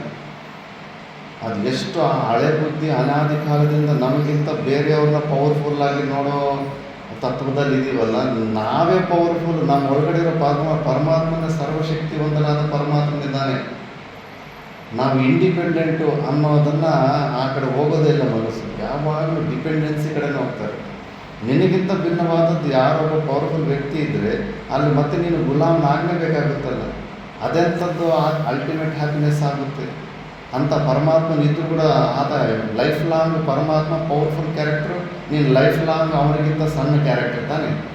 ಅದನ್ನು ಮೋಕ್ಷ ಅಂತಾರೆ. ಅದು ಒಳ್ಳೆ ಸ್ಥಿತಿ ಅಂತಾರೆ. ಇಲ್ಲ, ನಿನಗೆ ಅಭಿನ್ನ ರೂಪದಲ್ಲಿ ನಿನ್ನ ಒಳಗಡೆ ಇರೋ ಆ ಪರಮಾತ್ಮ, ನೀನೇ ಆ ಪರಮಾತ್ಮ ಸ್ವರೂಪನಾಗಿ ತಿಳ್ಕೊಳ್ಳೋದೇ ನಿಜವಾದ ತತ್ವ. ಇಲ್ಲ ಅಂದರೆ ಡಿಪೆಂಡೆನ್ಸಿ ಇದ್ದೇ ಇರುತ್ತೆ. ಅದನ್ನು ಮತ್ತೆ ದೊಡ್ಡ ಸ್ಥಿತಿ ಅಂತ ಹೊಗಳೋ ಅಂಥ ಸ್ಥಿತಿ ಏನಾಗೋದಿಲ್ಲ. ಅದು ನಿನಗಿಂತ ಭಿನ್ನವಾದ ವ್ಯಕ್ತಿ ಪವರ್ಫುಲ್ ಆಗಿದ್ದರೆ, ನೀನು ಪವರ್ಫುಲ್ ಆಗಿ ಅಟರ್ಮೋಸ್ಟ್ ಪವರ್ಫುಲ್ ಆಗಿ ಆದಾಗ ಅದು ಸೂಪರ್ ಸ್ಟೇಟ್. ಅದು ನಿನಗಿಂತ ಇನ್ನೊಬ್ಬರು ಪವರ್ಫುಲ್ ಆಗ್ತಾಗ ನಿನ್ನ ಸ್ಟೇಟು ಸೂಪರ್ ಪೊಸಿಷನಿಂಗ್ ಆಗುತ್ತೆ. ವೀಕ್ ಪೊಸಿಷನ್ನೇ ಆಗಿರುತ್ತೆ ಅದು. ಆ ವೀಕ್ ಪೊಸಿಷನ್ ಇದ್ದರೆ ಸ್ಟ್ರಾಂಗ್ ಪೊಸಿಷನ್ ಆಗಿ ಮತ್ತೆ ನೀನು ಅಂಥ ಸ್ಟ್ರಾಂಗ್ ಪೊಸಿಷನ್ ಓದಬೇಕಂತ ಮತ್ತೆ ಪ್ರಯತ್ನ ಮಾಡ್ತಾ ಇರ್ತೀಯ. ಅದಕ್ಕೆ ನೀನು ಸರಿಯಾಗಿ ತಿಳ್ಕೊ ಪರಮಾತ್ಮ ಅಂತ. ಇವರು ಅಜ್ಞಾನಿಗಳು ಅವ್ರಿಗಿಂತ ಭಿನ್ನವಾಗಿ ಸಣ್ಣ ಪುಟ್ಟ ದೇವತೆಗಳನ್ನೇ, ಯಾಕಂದರೆ ಯಾಕೆ ಅವರು ಆ ಥರ ಮಾಡ್ತಾರೆ ಅಂದರೆ ಇಲ್ಲಿ ಸ್ವಲ್ಪ ರಿಸಲ್ಟ್ ಬೇಗ ಸಿಗುತ್ತೆ ಭೂಲೋಕದಲ್ಲಿ. ತೇಷಾಂ ಹಿ ಭಿನ್ನ ದೇವತಾ ಯಾಜಿನಾಂ ಫಲಾಕಾಂಕ್ಷಿನಾಂ ಕ್ಷಿಪ್ರಂ ಶೀಘ್ರಂ ಹಿ ಯಸ್ಮಾತ್. ಇಲ್ಲಿ ರಿಸಲ್ಟ್ಸ್ ಬೇಗ ಸಿಗುತ್ತೆ. ಶೀಘ್ರಂ ಹಿ ಯಸ್ಮಾತ್ ಮನುಷ್ಯ ಲೋಕೆ ಹಿ ಶಾಸ್ತ್ರಾಧಿಕಾರ. ಮನುಷ್ಯ ಲೋಕದಲ್ಲಿ ಏನಾದರೂ ಕೋರಿಕೆ ಇಟ್ಕೊಂಡು ವರ್ಷ ಮಳೆ ಬರ್ತಾ ಇಲ್ಲ ಅಂದರೆ ವರ್ಷ ಯಜ್ಞ ಮಾಡಿದ್ರಾಗನ ಒಂದು ವಾರದಲ್ಲಿ ಮಳೆ ಬಂದ್ಬಿಡುತ್ತೆ. ಮಕ್ಕಳಾಗಲಿ ಆಗ್ತಾಯಿಲ್ಲ ಅಂದರೆ ಪುತ್ರೇಷ್ಟು ಯಜ್ಞ ಮಾಡಿದ್ರಾಗನ ಇಮಿಡಿಯೇಟಾಗಿ ಮಕ್ಕಳಾಗ್ಬಿಡ್ತಾರೆ. ಎಷ್ಟೋ ಫಲಗಳು ಇಮಿಡಿಯೇಟಾಗಿ ಸಿಕ್ಬಿಡುತ್ತೆ. ಬೇರೆ ಲೋಕದಲ್ಲಿ ತುಂಬ ಟೈಮ್ ತಗೊಳುತ್ತೆ. ಈ ಲೋಕದಲ್ಲಿ ಎಲ್ಲವೂ ಬೇಗ ಸಿಕ್ಬಿಡ್ತು. ಮೋಕ್ಷ ಕೂಡ ಅಷ್ಟೇ. ಈಗ ನೋಡಿ, ಯಮಧರ್ಮರಾಜ ಕಲ್ಪ ಅಂತ ತನಕ ದೇವತೆಗಳು ಅವ್ರ ಹತ್ರ ಬ್ರಹ್ಮಜ್ಞಾನ ಇದೆ. ನಚಿಕೇತನಿಗೆಲ್ಲ ಬ್ರಹ್ಮವಿದ್ಯೆ ಮಾಡೋದು. ಕಲ್ಪ ಅಂತ ತನಕ ವೆಯ್ಟ್ ಮಾಡಬೇಕು. ಇಮಿಡಿಯೇಟಾಗಿ ಮುಕ್ತಿಯನ್ನು ಓದೋದಕ್ಕಿಲ್ಲ. ಆ ಪೋಸ್ಟಲ್ಲೇ ಇರಬೇಕು ಜ್ಞಾನ ಇದ್ದರೂ ಕೂಡ. ಆದರೆ ಭೂಲೋಕಕ್ಕೆ ನಚಿಕೇತ ಬಂದು ಟಕ್ಕಂತ ಬಂದು ಯಾವಾಗಲೂ ಮುಕ್ತನಾಗ್ಬಿಟ್ಟಿದ್ದಾನೆ. ಅವರಿನ್ನೂ ವೆಯ್ಟಿಂಗ್ ಲಿಸ್ಟಲ್ಲೇ ಇದ್ದಾರೆ ದೇವತೆಗಳು. ಕಲ್ಪ ಅಂತ ತನಕ ಅಲ್ಲೇ ಆ ಪೋಸ್ಟಲ್ಲೇ ಸಾಯಬೇಕು. ಯಮಧರ್ಮರಾಜ ಅಂತಾನೆ, ಅಯ್ಯೋ ನೀನು ಎಷ್ಟು ಮಹಾನುಭಾವ ಕಾಣು, ಎಷ್ಟು ಪ್ರಲೋಭಗಳು ಕೊಟ್ಟರು ಕೂಡ ಅದು ಕೊಡ್ತೀನಿ, ಇದು ಕೊಡ್ತೀನಿ, ಸ್ವರ್ಗ ಕೊಡ್ತೀನಿ, ಚಿರಂಜೀವಿ ಮಾಡಿಬಿಡ್ತೀನಿ ಅಂದರೆ ಎಲ್ಲವನ್ನೂ ರಿಜೆಕ್ಟ್ ಮಾಡೋದಲ್ಲ. ಅನಾತ್ಮ ವಸ್ತುವನ್ನು ತಿರಸ್ಕಾರ ಮಾಡುವಷ್ಟು ಧೈರ್ಯ ನಿನಗೆ ಎಷ್ಟು ಸಾಮರ್ಥ್ಯ ಇದೆ ಕಣೋ. ನಾವು ಎಲ್ಲವೂ ತಿಳಿದು ಈ ಯಮಧರ್ಮರಾಜ ಪೋಸ್ಟ್ ದೇವತಾ ಪೋಸ್ಟಲ್ಲಿ ಸಿಕ್ಕಾಕೊಂಡ್ಬಿಟ್ಟಿದ್ದೀವಲ್ಲ, ನಾವಿನ್ನು ಕಲ್ಪ ಅಂತ ತನಕ ಇಲ್ಲೇ ಸಾಯ್ಬೇಕು ನಾವು. ಈಗ ನೀನು ನೋಡಿ, ಈ ಬ್ರಹ್ಮಜ್ಞಾನದ ಟಕ್ ಅಂತ ಭೂಲೋಕಕ್ಕೆ ಹಂಗೆ ಹೋಗಿ ಹಂಗೆ ಮುಕ್ತಿ ಆಗೋದಿರ್ತೀವಿ. ಇನ್ನು ಬ್ರಹ್ಮಲೋಕಕ್ಕೆ ಹೋದರೆ ಬ್ರಹ್ಮನ ಒಂದು ದಿವಸ 8.64 ಬಿಲಿಯನ್ ಇಯರ್ಸ್. ಅಬ್ಬಬ್ಬಬ್ಬ, ಅದು ಬುಕ್ಕಲ್ಲಿ ಬರೆದ್ರೆ ಇಲ್ಲಿ ತನಕ ಝೀರೋಗಳು ಹಾಕ್ಕೊಂತ ಹೋಗ್ತಾ ಇರಬೇಕು. ಅದು ಒಂದು ದಿವಸ. ಅಂಥದ್ದು 1 ವರ್ಷ ಅಂದರೆ ಎಷ್ಟು, ಅಂಥದ್ದು 100 ವರ್ಷ ಅಂದರೆ ಎಷ್ಟು. ಅಲ್ಲಿ ತನಕ ಸಾಯ್ಬೇಕಲ್ಲಿ. ಇಮಿಡಿಯೇಟಾಗಿ ಮೋಕ್ಷ ಸಿಗಲ್ಲ. ಬೋರ್ ಹೊಡೆಯೋದಿಲ್ವ. ಲಕ್ಷ ಕೋಟಿ ವರ್ಷಗಳು, ಅಷ್ಟು ಲಾಂಗ್ ಟೈಮ್ ಅಲ್ಲಿ ಬಿದ್ದು ಸಾಯ್ಬೇಕಲ್ಲಿ. ಅದಕ್ಕಿಂತ ಭೂಲೋಕಕ್ಕೆ ಬಂದು ಟಕ್ ಅಂತ ಒಂದು ಜನರು 80 ವರ್ಷ ಟಕ್ ಅಂತ ಹಂಗೆ ಕಣ್ಣು ಮುಚ್ಚಿ ಕಣ್ಣು ತೆಗೆಯೋಷ್ಟಲ್ಲೆಲ್ಲ ಕೂದಲೆಲ್ಲ ಬೆಳೆದಾಗಬೇಕು ಅಂತ. ನನಗೆ ಆಶ್ಚರ್ಯ ಆಗುತ್ತೆ, ಅಯ್ಯೋ ಇಷ್ಟು ಬೇಗನೆ ಮುದುಕನಾಗ್ಬಿಟ್ಟ ನಾನು ಅಂತ. ಆ ಥರ ಎಷ್ಟು ಬೇಗ ಕೆಲಸ ಆಗಿಬಿಡುತ್ತೆ ಭೂಲೋಕದಲ್ಲಿ. ಅದಕ್ಕೆ ದೇವತೆಗಳು ಕೂಡ ಪ್ರಾರ್ಥನೆ ಮಾಡ್ತಾರಂತೆ, ಭೂಲೋಕದಲ್ಲೇ ಒಂದು ಜನ್ಮ ಕೊಟ್ಬಿಡಪ್ಪ ಭಗವಂತ, ಸಾಕು ಈ ಜನನ ಮರಣ ಚಕ್ರಗಳಿಂದ ಬೇಗ ವಿಮುಕ್ತಿಯನ್ನು ಹೊಂದ್ಬಿಡ್ತೀನಿ ಅಂದ್ಬಿಟ್ಟು ಪ್ರಾರ್ಥನೆ ಮಾಡಿ ಕಾಯ್ತಾ ಇರ್ತಾರಂತೆ ವೇಟಿಂಗ್, ಭೂಲೋಕದಲ್ಲಿ ಜನ್ಮ ತಗೋಬೇಕು ಅಂತ. ಬೋರ್ ಹೊಡೆದ್ಬಿಡುತ್ತೆ ಯಾವುದೇ ಆಗಲಿ. ಬರೀ ನಿಮ್ಗೆ ಯಾವುದೇ ಒಂದು ಇಷ್ಟವಾದ ವಸ್ತು ಹೇಳ್ಕೊಳ್ಳಿ, ಸ್ವೀಟ್ ಅಂದರೆ ಆ ಸ್ವೀಟನ್ನು ತಂದುಬಿಟ್ಟು ಎರಡು ಬುಟ್ಟಿ ತಂದು ಇಟ್ಬಿಡ್ತೀವಿ, ಒಂದು 2-3 ತಿಂತೀವಿ, ಮತ್ತು 3 ತಿಂದರೆ ವಾಂತಿ ಬರುತ್ತೆ, ಮತ್ತು ಆ ಸ್ಮೆಲ್ಗಂದರೆ ಹೊಟ್ಟೆ ತಲೆನೋವು ಬರುತ್ತೆ, ಸ್ಮೆಲ್ಗೆ ವಾಂತಿ ಬಂದ್ಬಿಡುತ್ತೆ. ಮತ್ತು ಎಂಥ ಇಷ್ಟವಾದ ವಸ್ತುವನ್ನು ಕೂಡ ಸ್ವಲ್ಪ ಹೊತ್ತೇ ಕಿಕ್ಕು, ಅದಾದಮೇಲೆ ಅಸಹ್ಯ ಅನಿಸುತ್ತೆ. ಎಂಥ ಆನಂದ ಆದರೂ ಕೂಡ ಬೋರ್ ಆಗಿಬಿಡುತ್ತೆ, ವಿಚಿತ್ರ ಆಗಿಬಿಡುತ್ತೆ. ಮತ್ತು ಕೇಕೆಗಳಾಗ್ತಾ ಇರಬೇಕಷ್ಟೇ, ಅಯ್ಯಪ್ಪ ಯಾವಾಗ ಇದು ಇಲ್ಲಿಂದ ಮುಕ್ತನಾಗ್ತೇನೆ ಅಂದರು. ಬುದ್ಧ ಭಗವಾನ್ಗೆ ಏನು ಕಡಿಮೆ ಆಗಿತ್ತು?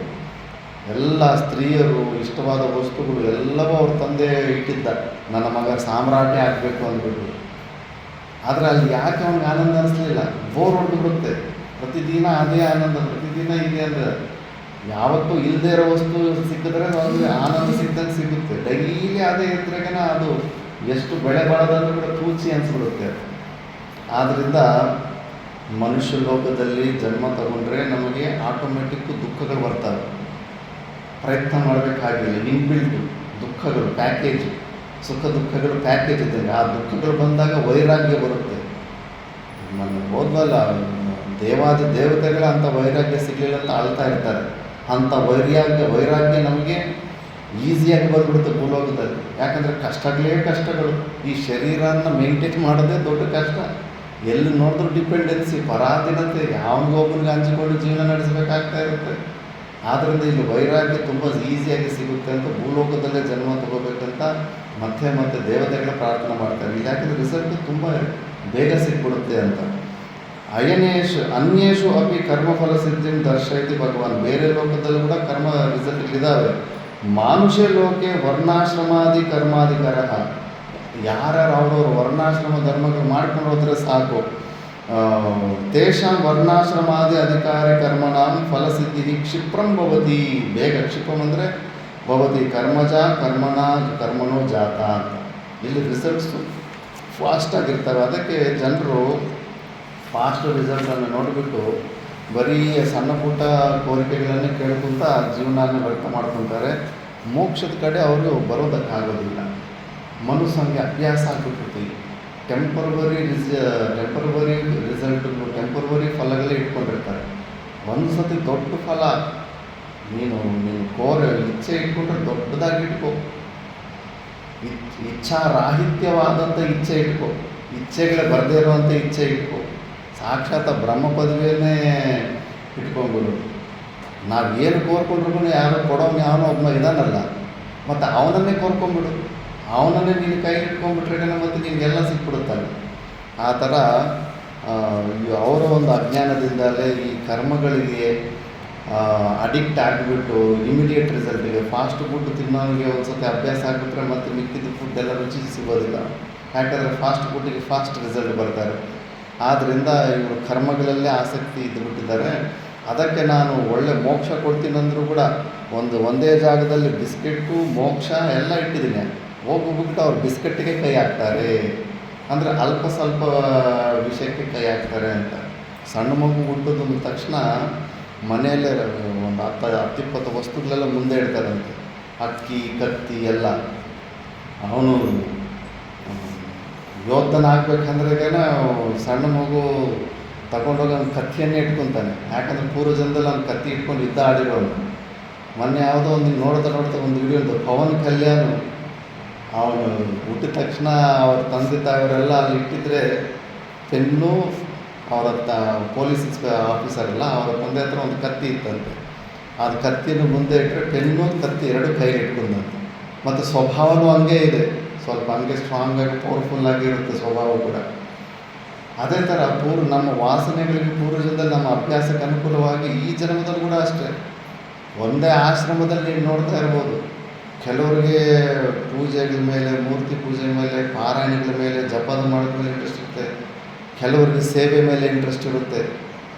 ಆಪ್ಷನ್ 2 ಕೊಟ್ಟರೆ ಅವರನ್ನು ಪಿಕ್ ಮಾಡ್ಕೊತಾರೆ. ಅವ್ರ ಶ್ರದ್ಧೆ ಎಲ್ಲೆಲ್ಲಿದೆ ಅಂತ ಅವರೇ ತೋರಿಸ್ಕೊಂಡ್ಬಿಡ್ತಾರೆ. ಯಾಕಂದರೆ ಪೂರ್ವಜನದಲ್ಲಿ ಅಂಥ ಅಭ್ಯಾಸಗಳೇ ಇರ್ತವೆ. ಈ ಕಡೆ ಆತ್ಮಜ್ಞಾನದ ಕಡೆ ಈ ಅಭ್ಯಾಸಗಳು ಈ ಜನ್ಮದಲ್ಲಿ ಕೂಡ ಅವ್ರಿಗೆ ಬರೀ ಶಾಸ್ತ್ರದಲ್ಲಿ ಅಧ್ಯಯನ ಮಾಡೋದು, ಪಾರಾಯಣ ಮಾಡೋದು, ಜಪ ಮಾಡೋದು, ಇಂಥದ್ರ ಮೇಲೆ ಆಸಕ್ತಿ ಹೆಚ್ಚಿರುತ್ತೆ. ಎಲ್ಲವೂ ಅಷ್ಟೇ. ಆದ್ದರಿಂದ ಅನೇಕ ಜನ್ಮಗಳಿಂದ ಅವ್ರಿಗೆ ಅಂಥ ಅಭ್ಯಾಸಗಳಿರೋದ್ರಿಂದ ಅವ್ರು ಕರ್ಮಗಳೇ ಮಾಡ್ಕೊತಾ ಇದ್ದಾರೆ. ನಾನು ಮಾತ್ರ ಯಾರಿಗೂ ಭೇದ ಬುದ್ಧಿ ಇಲ್ಲ ಭಗವಂತ, ನಾನು ಎಲ್ಲರಿಗೂ ಅಲ್ಲಿ ಮುಂದುಗಡೆನೇ ಇಟ್ಬಿಟ್ಟಿದ್ದೀನಿ. ಆ ಸಣ್ಣ ಮಗು ಹೋಗಿ ಅವ್ನಿಗೆ ಇಷ್ಟವಾದದ್ದನ್ನು ಕೈಯಲ್ಲಿ ಇಟ್ಕೊಂಡಂಗೆ ಅವ್ರವ್ರಿಗೆ ಯಾವುದಾದ್ರು ಬೇಕೋ ಅದನ್ನು ಅವರು ಸೆಲೆಕ್ಟ್ ಮಾಡ್ಕೊತಾ ಇದ್ದಾರೆ. ಭಗವಂತನ ಮೇಲೆ ನಾವು ದೋಷ ಇಡಬಾರ್ದು. ನನಗೂ ಬರೋದು ನಮ್ಮ ಪೂರ್ವಾಶ್ರಮದಲ್ಲಿ ಅನ್ನ ಅಂತಿದ್ದ, ಅವನು ಭಗವಂತ ಯಾಕೆ ಮಾಡಿದೆ ಈ ಸೃಷ್ಟಿ, ಏನು ಚೆನ್ನಾಗಿದೆ ಈ ಸೃಷ್ಟಿನಲ್ಲಿ. ಆ ಬೆಕ್ಕಿಗೇನೋ ಚಲ್ಲಾಟ ಅಂತೆ, ಇಲಿಗೇನೋ ಪ್ರಾಣ ಸಂಕಟ, ಆತನಿಗೇನೋ ಲೀಲಾ ಅಂತೆ. ಈ ಸೃಷ್ಟಿಯೆಲ್ಲ ಭಗವಂತನ ಲೀಲೆ ಅಂತೆ. ನಮಗೇನೋ ಇಲ್ಲಿ ಪ್ರಾಣ ಹೋಗ್ತಾ ಇದೆ, ಡೈಲಿ ನೋವು ನೋವು ನೋವು ನೋವು. ಮತ್ತು ಇಂಥ ಆಟಗಳಾಡಿದ್ರಾಗ ಭಗವಂತ ಸ್ಯಾಡಿಸ್ಟ್ ಆಗ್ತಾನಲ್ಲ, ದುಷ್ಟ ವ್ಯಕ್ತಿ ಆಗ್ಬಿಡ್ತಾನಲ್ಲ, ನಮ್ಮನ್ನೆಲ್ಲ ದುಃಖಗಳು ಕೊಟ್ಬಿಟ್ಟು ಹಿಂಸೆ ಮಾಡೋನು ನಮ್ಗೆ ಒಳ್ಳೆಯವನಾಗ್ತಾನೆ. ಯಾಕೆ ಮಾಡಿದೆ ಈ ಸೃಷ್ಟಿ ಅಂತ ಭಗವಂತನ ಮೇಲೆ ಆರೋಪ. ಆವಾಗ ನಮಗೂ ಗೊತ್ತಿಲ್ಲ ಐಡಿಯಾ, ನಾವು ಯೋಚನೆ ಮಾಡ್ತೇವೆ, ಹೌದಲ್ಲ ಏನಕ್ಕಾದರೂ ಮಾಡಬೇಕಾಗಿತ್ತು ಈ ಸೃಷ್ಟಿ. ಭಗವಂತನ ಮೇಲೆ ಆರೋಪ ಹೋಗ್ತಾ ಇತ್ತು. ಶಾಸ್ತ್ರ ಹೇಳುತ್ತೆ, ಭಗವಂತನಿಗೆ ನಮ್ಮ ಸುಖ ದುಃಖಗಳಾಗಲಿ ನಮ್ಮ ಪುಣ್ಯ ಪಾಪ ಕರ್ಮಗಳಲ್ಲಿ ಏನೂ ಅಂಟೋದಿಲ್ಲ. ಹೇಗೆ ಅಂದರೆ ಮೇಲ್ಗಡೆ ಒಬ್ಬ ಸೂರ್ಯ ಇರ್ತಾನೆ, ಕೆಳಗಡೆ ಬಕೆಟಲ್ಲಿ 100 ಬಕೆಟ್ 1000 ಬಕೆಟಲ್ಲಿ ನೀನು ನೋಡು, ಆ ಪ್ರತಿಬಿಂಬ ರೂಪದಲ್ಲಿ 1000 ಸೂರ್ಯ ಪ್ರತಿಬಿಂಬಗಳು ಕಾಣಿಸ್ತಾರೆ. ಆ 1000 ಬಕೆಟನ್ನು ಎಲ್ಲ ಅಲ್ಲಾಡಿಸಿದ್ರೆ 1000 ಬಕೆಟಲ್ಲೂ ಸೂರ್ಯನ ಪ್ರತಿಬಿಂಬ ಶೇಕ್ ಆಗ್ತಾ ಇರುತ್ತೆ. ಈ ಪ್ರತಿಬಿಂಬ ರೂಪದಲ್ಲಿ ಎಷ್ಟು ಶೇಕ್ ಆದರೂ ಮೇಲ್ಗಡೆ ನೋಡಿದ್ರೆ ಸೂರ್ಯ ಮಾತ್ರ ಸ್ಥಿರವಾಗಿ ಹಂಗೆ ಇರ್ತಾನೆ. ಅದೇ ಥರ ಆ ಬಕೀಟು ನಮ್ಮ ಅಂತಃಕರಣ, ನಮ್ಮ ಶರೀರಗಳು. ಆ ಬಕೀಟ್ ಒಳಗಡೆ ಇರೋ ಸೂರ್ಯನ ಪ್ರತಿಬಿಂಬ ನಮ್ಮ ಜೀವಿಗಳು. ಒಂದು ಬಕೆಟಲ್ಲಿ ಅಲ್ಲಾಡಿದ್ರೆ ಮಿಕ್ಕಿದ ಬಕೆಟಲ್ಲಿ ಅಲ್ಲಾಡಿಸೋದಿಲ್ಲ. ಅದಕ್ಕೆ ನನ್ನ ಒಳಗಡೆ, ನನ್ನ ಈ ಶರೀರದ ಒಳಗಡೆ ಸುಖ ದುಃಖಗಳು ನಿನಗೆ ದುಃಖ ಕೊಡಲ್ಲ, ನಿನ್ನ ಶರೀರದಲ್ಲಿ ಸುಖ ದುಃಖಗಳು ನನಗೆ ಸಂಬಂಧ ಇಲ್ಲ. ಎಲ್ಲ ಜೀವಿಗಳು ಸುಖ ದುಃಖಗಳು ಎಲ್ಲ ಬಕೆಟಲ್ಲಿ ಅಲ್ಲಾಡಿಸಿದ್ರು ಕೂಡ ಪ್ರತಿಬಿಂಬ ರೂಪದ ಜೀವಿಗಳು ಎಲ್ಲ ಇಲ್ಲಿ ಅಲ್ಲಾಡ್ತಕ್ಕಂಥ ಬಿಂಬರೂಪದ ಚೈತನ್ಯ ಆ ಸೂರ್ಯನಿಗೆ ಏನೂ ಆಗೋದಿಲ್ಲ. ಅದಕ್ಕೆ ನಮ್ಮ ಒಳಗಡೆ ಇರೋ ಸಾಕ್ಷಿ ಚೈತನ್ಯಕ್ಕಿಂತೂ ಈ ಸುಖ ದುಃಖಗಳು ಪುಣ್ಯ ಪಾಪಗಳು ಅಂಟೋದೇ ಇಲ್ಲ. ನಮ್ಮ ದುಃಖಗಳಿಗೆ ನಾವೇ ಕಾರಣ. ಪರಮಾತ್ಮನು ಇಂಥ ಸೃಷ್ಟಿ ಮಾಡಿದ ನನ್ನ ಆರೋಪ ಕೂಡ ನಾವು ಹಾಕೊಂಡಿಲ್ಲ, ನಾವೇ ಮಾಡ್ಕೊಂಡಿದ್ದೀವಿ ಸೃಷ್ಟಿ. ಸ್ವಪ್ನದಲ್ಲಿ ಡೈಲಿ ಮಾಡ್ಕೊತಾ ಇಲ್ವ ಸೃಷ್ಟಿ? ಯಾರು ಹೇಳಿದ್ರು ಮಾಡ್ಕೋ ಅಂತ? ಚೆನ್ನಾಗಿ ಒಳ್ಳೆ ಕನಸುಗಳು ನಿನಗೆ ಇಷ್ಟ ಬಂದದ್ದು ಒಳ್ಳೆ ಕನಸುಗಳು ಬರೋ ಥರ ಮಾಡ್ಕೋಬೋದಲ್ಲ. ಆಗ್ತಾಯಿಲ್ಲ. ಮಾಯ ವಿಶಿಷ್ಟ ಚೈತನ್ಯದಲ್ಲಿ ನೀನೇ ಸೃಷ್ಟಿ ಮಾಡಿಕೊಂಡು ನಿನ್ನ ಸ್ವಪ್ನದಲ್ಲಿ ಭೂತ ಪ್ರೇತನ ನೀನೇ ಸೃಷ್ಟಿ ಮಾಡಿ, ನೀನೇ ಸಿಂಹನ ಸೃಷ್ಟಿ ಮಾಡಿ, ನೀನೇ ಹೆದರ್ಕೊಂಡು ಓಡ್ತಾ ಇದ್ದ ವಿಚಿತ್ರವಾಗಿ. ಮತ್ತು ಯಾರು ಮಾಡಿದ್ದ ಆ ಸೃಷ್ಟಿ? ಆ ಸ್ವಪ್ನದಲ್ಲಿ ಸಿಂಹನ ಸೃಷ್ಟಿ ಯಾಕೆ ಮಾಡಿದ ಭಗವಂತನ ಬೇರೆಯವ್ರು ಹೇಳೋದಕ್ಕಾಗುತ್ತಾ? ನಾವೇ ಸೃಷ್ಟಿ ಮಾಡ್ಕೊಂಡು ನಾವೇ ದುಃಖನ ಅನುಭವಿಸಿದ್ವಲ್ಲ. ಈ ಪ್ರಪಂಚವೂ ಅಷ್ಟೇ. ಭಗವಂತನ ಮೇಲೆ ನಾವು ಏನೂ ಆರೋಪ ಹಾಕೊಂಡೇ ಇಲ್ಲ. ಸುಖಸ್ಯ ದುಃಖಸ್ಯ ಕೋಪಿನ ದಾತ ಪರೋ ದದಾತಿ ಇತಿ ಕುಬುದ್ಧಿರೇಶಃ. ಶ್ರೀರಾಮಚಂದ್ರ ಇದು ಬರೆದುಕೊಂಡ್ಬಿಡ್ಬೇಕು ಮನೆಯಲ್ಲಿ. ಯಾವತ್ತಾದರೂ ನಮಗೆ ಸುಖ ದುಃಖಗಳು ಬಂದಾಗ ಅವನಿಂದ ನನಗೆ ದುಃಖ ಬರ್ತಾ ಇದೆ ಅಂತ ಅವ್ರ ಮೇಲೆ ಇವ್ರ ಮೇಲೆ ಬೆರಳು ತೋರಿಸ್ತೀವಲ್ಲ, ಆ ಅಭ್ಯಾಸ ಬಿಡಬೇಕು. ನಾವು ಮಾಡಿದ ಪಾಪದ ಕರ್ಮದಿಂದ ನಾವು ದುಃಖ ಅನುಭವಿಸ್ತಾ ಇದ್ದೀವಿ. ಲಕ್ಷ್ಮಣನಿಗೆ ಹೇಳ್ತಾನೆ ರಾಮಚಂದ್ರ ಪ್ರಭು, ನಮ್ಮ ಸುಖಕ್ಕೆ ದುಃಖಕ್ಕೆ ಯಾರೂ ಹೊಣೆಯಲ್ಲ. ಯಾರಾದ್ರು ಅವರು ಇವರು ನನ್ನ ದುಃಖಕ್ಕೆ ಇವ್ರ ಕಾರಣ ಅಂತ ಹೇಳೋವನು ಕುಬುದ್ಧಿ, ಒಳ್ಳೆಯವನೆಲ್ಲ, ಅವನು ಕೆಟ್ಟವನು ಅಂತ. ಮತ್ತು ನಾವು ಕೆಟ್ಟವರಾಗಬೇಕು ಒಳ್ಳೆಯವರಾಗಬೇಕು ನೀವೇ ವಿಚಾರ ಮಾಡ್ಕೋಬೇಕು. ಯಾವತ್ತೇ ಆಗಲಿ ದುಃಖ ಬಂತಂದ್ರೆ ನಮ್ಮ ದುಃಖಕ್ಕೆ ನಾವೇ ಕಾರಣ ಅಂತ. ಪರಮಾತ್ಮನಿಗೆ ಸಂಬಂಧನೇ ಇಲ್ಲ. ಪರಮಾತ್ಮನನ್ನೇ ಯಾವತ್ತೂ ದೂಷಣೆ ಮಾಡೋಕ್ಕೆ ಹೋಗಲ್ಲ. ದೇವ್ರನ್ನೇ ಚೇಂಜ್ ಮಾಡಿಬಿಡ್ತಾರೆ. ಸ್ಟೋರಿ ಬರುತ್ತಾರೆ. ಚಾಗಂಟಿ ಕೋಟೇಶ್ವರ ಒಂದು ಸ್ಟೋರಿ ಹೇಳ್ತಾರೆ. ಯಾರೋ ಒಬ್ಬ ಭಕ್ತನು ಪೂಜೆ ಮಾಡ್ತಾಯಿದ್ದಂತೆ. ಫಸ್ಟ್ ಯಾರೋ ವಿನಾಯಕನ ಪೂಜೆ ಮಾಡ್ತಿದ್ದಂತೆ. ಏನು ಪೂಜೆ ಮಾಡಿದ್ರು ಏನು ಉದ್ಯೋಗ ಬರ್ತಾ ಇಲ್ಲ, ದುಡ್ಡು ಬರ್ತಾ ಇಲ್ಲ, ಈ ಬಿಸ್ನೆಸ್ ಇಂಪ್ರೂವ್ ಆಗ್ತಾಯಿಲ್ಲ, ಏನೂ ಆಗ್ತಾಯಿಲ್ಲ. ಮತ್ತು ಯಾರೋ ಬಂದ್ಬಿಟ್ಟೆ ವಿನಾಯಕ ಇಲ್ಲ, ನೀನು ರಾಘವೇಂದ್ರ ಸ್ವಾಮಿ ಪೂಜೆ ಮಾಡು, ರಾಘವೇಂದ್ರ ಸ್ವಾಮಿ ಬೇಗ ಹೊರಗಡೆ ಕೊಡ್ತಾನೆ ಅಂದರೆ ವಿನಾಯಕನ ಮೇಲ್ಗಡೆ ಇಟ್ಬಿಡ್ತಾನಂತೆ ಶೆಲ್ಫಲ್ಲಿ. ಇಟ್ಬಿಟ್ಟು ಇನ್ನು ವಿನಾಯಕನಿಗೆ ಪೂಜೆ ಮಾಡಿದ ರಾಘವೇಂದ್ರ ಸ್ವಾಮಿ ಪೂಜೆ ಮಾಡ್ತಾ ಇರ್ತಾನೆ. ಅಲ್ಲೂ ಏನೂ ಸಿಗಲಿಲ್ಲ. ಮತ್ತು ಯಾರೋ ಇಲ್ಲ, ಈಗ ಶಿರಡಿ ಸಾಯಿಬಾಬಾ ಟ್ರೆಂಡ್ ಇದೆ, ಶಿರಡಿ ಸಾಯಿಬಾಬಾನ ಪೂಜೆ ಮಾಡಿದ್ರೆ ಬೇಗ ಹೊರಗೆ ಬರ್ತಾರೆ, ನೋಡು ಊರಿಗೂ ಹೆಂಗಾಗ್ತಾ ಇದ್ದಾವೆ, ಎಷ್ಟು ಜನ ಬರ್ತಾರೆ, ಹ್ಞೂ ಅಂದ್ಬಿಟ್ಟು ಶಿರಡಿನಲ್ಲಿ ನೋಡಿ ಎಷ್ಟೊಂದು ತಿರುಪತಿದ ಥರ ಇಂಪ್ರೂವ್ ಆಗ್ತಾರೆ. ಹಂಗೆ ಹಿಂಗೆ ಅನ್ನೋಷ್ಟಿಗೆ ಮಹಾದುರ್ಬುದ್ಧಿ ಬಂದುಬಿಟ್ಟು ಇನ್ನು ವಿನಾಯಕನ ಮೇಲ್ಗಡೆ ಶೆಲ್ಫ್ ಹೋಗ್ಬಿಡ್ತಾನೆ. ಶಿರಡಿ ಸಾಯಿಬಾಬಾನ ಪೂಜೆ ಮಾಡ್ತಾರೆ. ಶಿರಡಿ ಸಾಯಿಬಾಬಾನ ಸತಿ ಪೂಜೆ ಮಾಡ್ತಾಯಿದ್ರೆ ಅಗರಬತ್ತಿ ಸ್ಮೆಲ್ಲು ಮಾಡ್ತಾ ಸ್ವಲ್ಪ ಒಂದ್ಸತಿ ಮೇಲೆ ನೋಡ್ತಾನಂತೆ. ಅಯ್ಯೋ ಕೆಳಗಡೆ ನಾನು ಅಗರಬತ್ತಿ ಅಂಟಿಸ್ತಾ ಇದ್ರೆ ಮೇಲ್ಗಡೆ ಇರೋ ವಿನಾಯಕ ಮತ್ತು ರಾಘವೇಂದ್ರ ಸ್ವಾಮಿ ಈ ಸ್ಮೆಲ್ ತಗೊಂಡ್ಬಿಡ್ತಾ ಇದ್ದಾರೆ. ಅವ್ರಿಗೆ ಸ್ಮೆಲ್ ತಾವು ಕೊಡಬಾರ್ದು ಅಂದ್ಬಿಟ್ಟು ಬಟ್ಟೆ ಮುಚ್ಚಿಬಿಡ್ತಾನಂತೆ ಮೇಲ್ಗಡೆ ದೇವರು. ಆವಾಗ ಆ ಬಟ್ಟೆ ಮುಚ್ಚಿಬಿಟ್ಟ ಮೇಲೆ ಈ ಪೂಜೆ ಮಾಡ್ತಾರೆ. ಮೇಲ್ಗಡೆ ರಾಘವೇಂದ್ರ ಸ್ವಾಮಿ ಮತ್ತು ವಿನಾಯಕ ಇಬ್ಬರು ಬಟ್ಟೆ ತೆಗಿಯೋಪ್ಪ, ನಮ್ಗೆ ಉಸಿರಾಡೋಕೆ ಆಗ್ತಾ ಇಲ್ಲ ಅಂತ ಮಾತಾಡ್ತಾರಂತೆ. ಅಂದ್ಬಿಟ್ಟು ಮತ್ತೆ ಇವ್ರು ಇಷ್ಟು ದಿವಸ ಮಾತಾಡಲಿಲ್ಲ, ಇವತ್ತು ಮಾತಾಡ್ತವ್ರೆ ಏನು ಅಂತ. ಮತ್ತು ಅದೇನು ನಾನು ನಿಮಗೆ ಚೆನ್ನಾಗಿ ಪೂಜೆ ಮಾಡಿದಾಗಲೇ ನೀವು ನನಗೆ ಪ್ರತ್ಯಕ್ಷ ಆಗಿ ಮಾತಾಡಲಿಲ್ಲ, ಇವಾಗ ಬಟ್ಟೆ ಮುಚ್ಚಿಬಿಟ್ರೆ ಈಗ ಮಾತಾಡ್ತಿರಲಿಲ್ಲ ಅಂದರೆ ನೀನು ಪೂಜೆ ಮಾಡೋವಾಗ ನಿನ್ನ ಭಾವನೆ, ನಾವು ನಿಜವಾದ ದೇವರನ್ನ ಭಾವನೆ ಇರಲಿಲ್ಲ. ಆದರೆ ಇವಾಗ ನಿನಗೆ ನಮ್ಮ ಮೇಲೆ ದ್ವೇಷ ಬುದ್ಧಿ ಬಂದರೂ ಕೂಡ ಭಾವನೆಯನ್ನು ನಿಜವಾಗಿ ನಂಬಿದೀಯ. ಕೆಳಗಡೆ ಇರೋ ಅಗರಬತ್ತಿ ಶಿರಡಿ ಸಾಯಿಬಾಬಾಗೆ ಹಚ್ಚಿರೋ ಅಗರಬತ್ತಿನ ನಾವು ತೊಗೊಂಡ್ಬಿಡ್ತಾ ಇದ್ವಿ ಸ್ಮೆಲ್ಲು ಅಂತ ನಿಜವಾಗಿ ನಂಬಿದ್ದಕ್ಕೆ ನಾವೀಗ ಪ್ರಕಟವಾಗಿದ್ದೀವಿ ಅಂತ. ಭಾವನೆ ಎಷ್ಟು ಒಳ್ಳೆ ಭಾವನೆ ಇದ್ದಲ್ಲಿ ಅಂದರೆ ಈ ದೃಷ್ಟಾಂತದಲ್ಲಿ ಭಾವನೆ ಹೆಂಗೆ ಇಟ್ಕೋಬೇಕಂತ. ಮತ್ತು ದೇವರನ್ನು ಚೇಂಜ್ ಮಾಡ್ತೀವೋ ಇಲ್ಲ, ಈ ದೇವರು ವರ ಕೊಡಲಿಲ್ಲ ಅಂದರೆ ಇನ್ನೊಂದು ದೇವರು, ಆ ದೇವರಿಗೆ ವರ ಕೊಡಲಿಲ್ಲ ಇನ್ನೊಂದು ದೇವರು ಅಂದ್ಬಿಟ್ಟು ಅವೆಲ್ಲ ನಮ್ಮ ಆರೋಪ ಅಷ್ಟೇ. ಭಗವಂತನಲ್ಲಿ ಯಾವುದೇ ಪಕ್ಷಪಾತ ಇರೋದಿಲ್ಲ. ನಮ್ಮ ಸುಖ ದುಃಖಗಳಿಗೆ ಆತ ಕಾರಣ ಅಲ್ಲವೇ ಇಲ್ಲ. ಜೆನ್ಯೂನ್ ಜಡ್ಜು, ಒಳ್ಳೆ ನೀತಿ ನಿಜಾಯಿತಿಯಿಂದ ಇರೋ ಒಬ್ಬ ಜಡ್ಜಿ ಹೈಕೋರ್ಟಲ್ಲಿ ಸುಪ್ರೀಂ ಕೋರ್ಟಲ್ಲಿ ಇರ್ತಾನಲ್ಲ, ಅವನು ಯಾರು ಇಬ್ಬರು ಕೇಸ್ ಹಾಕಿರ್ತಾರೆ, ಇವನ ಪರ ಕೊಟ್ಟರು ಅವನ ಪರ ಕೊಟ್ಟರು ಅವನಿಗೇನು ಬರೋದಿಲ್ಲ. ಅಂದರೆ ಡೂಪ್ಲಿಕೇಟ್ ಜಲ ನಿಜವಾದ ಜಡ್ಜ್ ಆದರೆ ಅಲ್ಲಿ ಏನೇನು ವಿಚಾರಣೆ ಆಗುತ್ತೋ ಅದಕ್ಕೆ ಅನುಕೂಲವಾಗಿ ಅವನು ತೀರ್ಪು ಕೊಡ್ತಾನಷ್ಟೇ. ಭಗವಂತನು ಕೂಡ ಅಷ್ಟೇ, ನಾವು ಮಾಡಿರುವಂಥ ಕರ್ಮಗಳಿಗೆ ಅನುಕೂಲವಾಗಿ ರಿಸಲ್ಟ್ ಕೊಡ್ತಾ ಇರ್ತಾನಷ್ಟೇ. ಅಂಥ ಜಡ್ಜ್ ಇರಬೇಕಲ್ಲ. ಈಗ ನಾವು ಒಳ್ಳೆ ಕೆಲಸ ಮಾಡಿ ನಮಗೆ ಕೆಟ್ಟ ರಿಸಲ್ಟ್ ಬಂದುಬಿಟ್ರೆ ಎಷ್ಟು ಅನ್ಯಾಯ ಆಗುತ್ತೆ. ನಾವು ಒಳ್ಳೆ ಕೆಲಸ ಮಾಡಿದಾಗ ಒಳ್ಳೆ ರಿಸಲ್ಟ್ ಸಿಗಬೇಕು, ಕೆಟ್ಟ ಕೆಲಸ ಮಾಡಿದಾಗ ಕೆಟ್ಟ ರಿಸಲ್ಟ್ಸ್ ಇರಬೇಕು. ಅದನ್ನು ಯಾರೋ ಕೊಡೋಬ್ಬ ನಿಯಾಮಕ ಒಬ್ಬನು ಇರಬೇಕಲ್ಲ. ಅಂಥ ಪೋಸ್ಟು ಪರಮಾತ್ಮನ ಪೋಸ್ಟು. ಅಂಥ ಪೋಸ್ಟ್ ಆದ ಪರಮಾತ್ಮನೇ ನಾವು ಆರೋಪ ಆಗಿಬಿಟ್ರೆ ನಮ್ಮ ದುಃಖಕ್ಕೆ ಪರಮಾತ್ಮನೇ ಕಾರಣ ಅಂತ ತಪ್ಪದು ನಮ್ಮದೇ ಆಗುತ್ತೆ. ಆದ್ದರಿಂದ ಭಗವಂತನ ಮೇಲೆ ನಾವು ರಾಗದ್ವೇಷಗಳಿದ್ದಾವೆ, ಪಾರ್ಶಿಯಾಲಿಟಿ ಇದೆ. ಹಿಂದೂಗಳು ದೇವರಾದರೆ ಹಿಂದೂಗಳು ಮಾತ್ರನೇ ಕಾಪಾಡ್ತಾನೆ, ಮುಸ್ಲಿಮ್ಸನ್ನು ಕಾಪಾಡೋಲ್ಲ. ಇವೆಲ್ಲ ನಮ್ಮ ಭ್ರಾಂತಿಗಳಷ್ಟೇ. ಭಗವಂತನಿಗೆ ನೀನು ಹಿಂದೂ, ಅವನು ಮುಸ್ಲಿಮ್, ಕ್ರಿಶ್ಚಿಯನು ಇವು ಏನಿರೋದಿಲ್ಲ.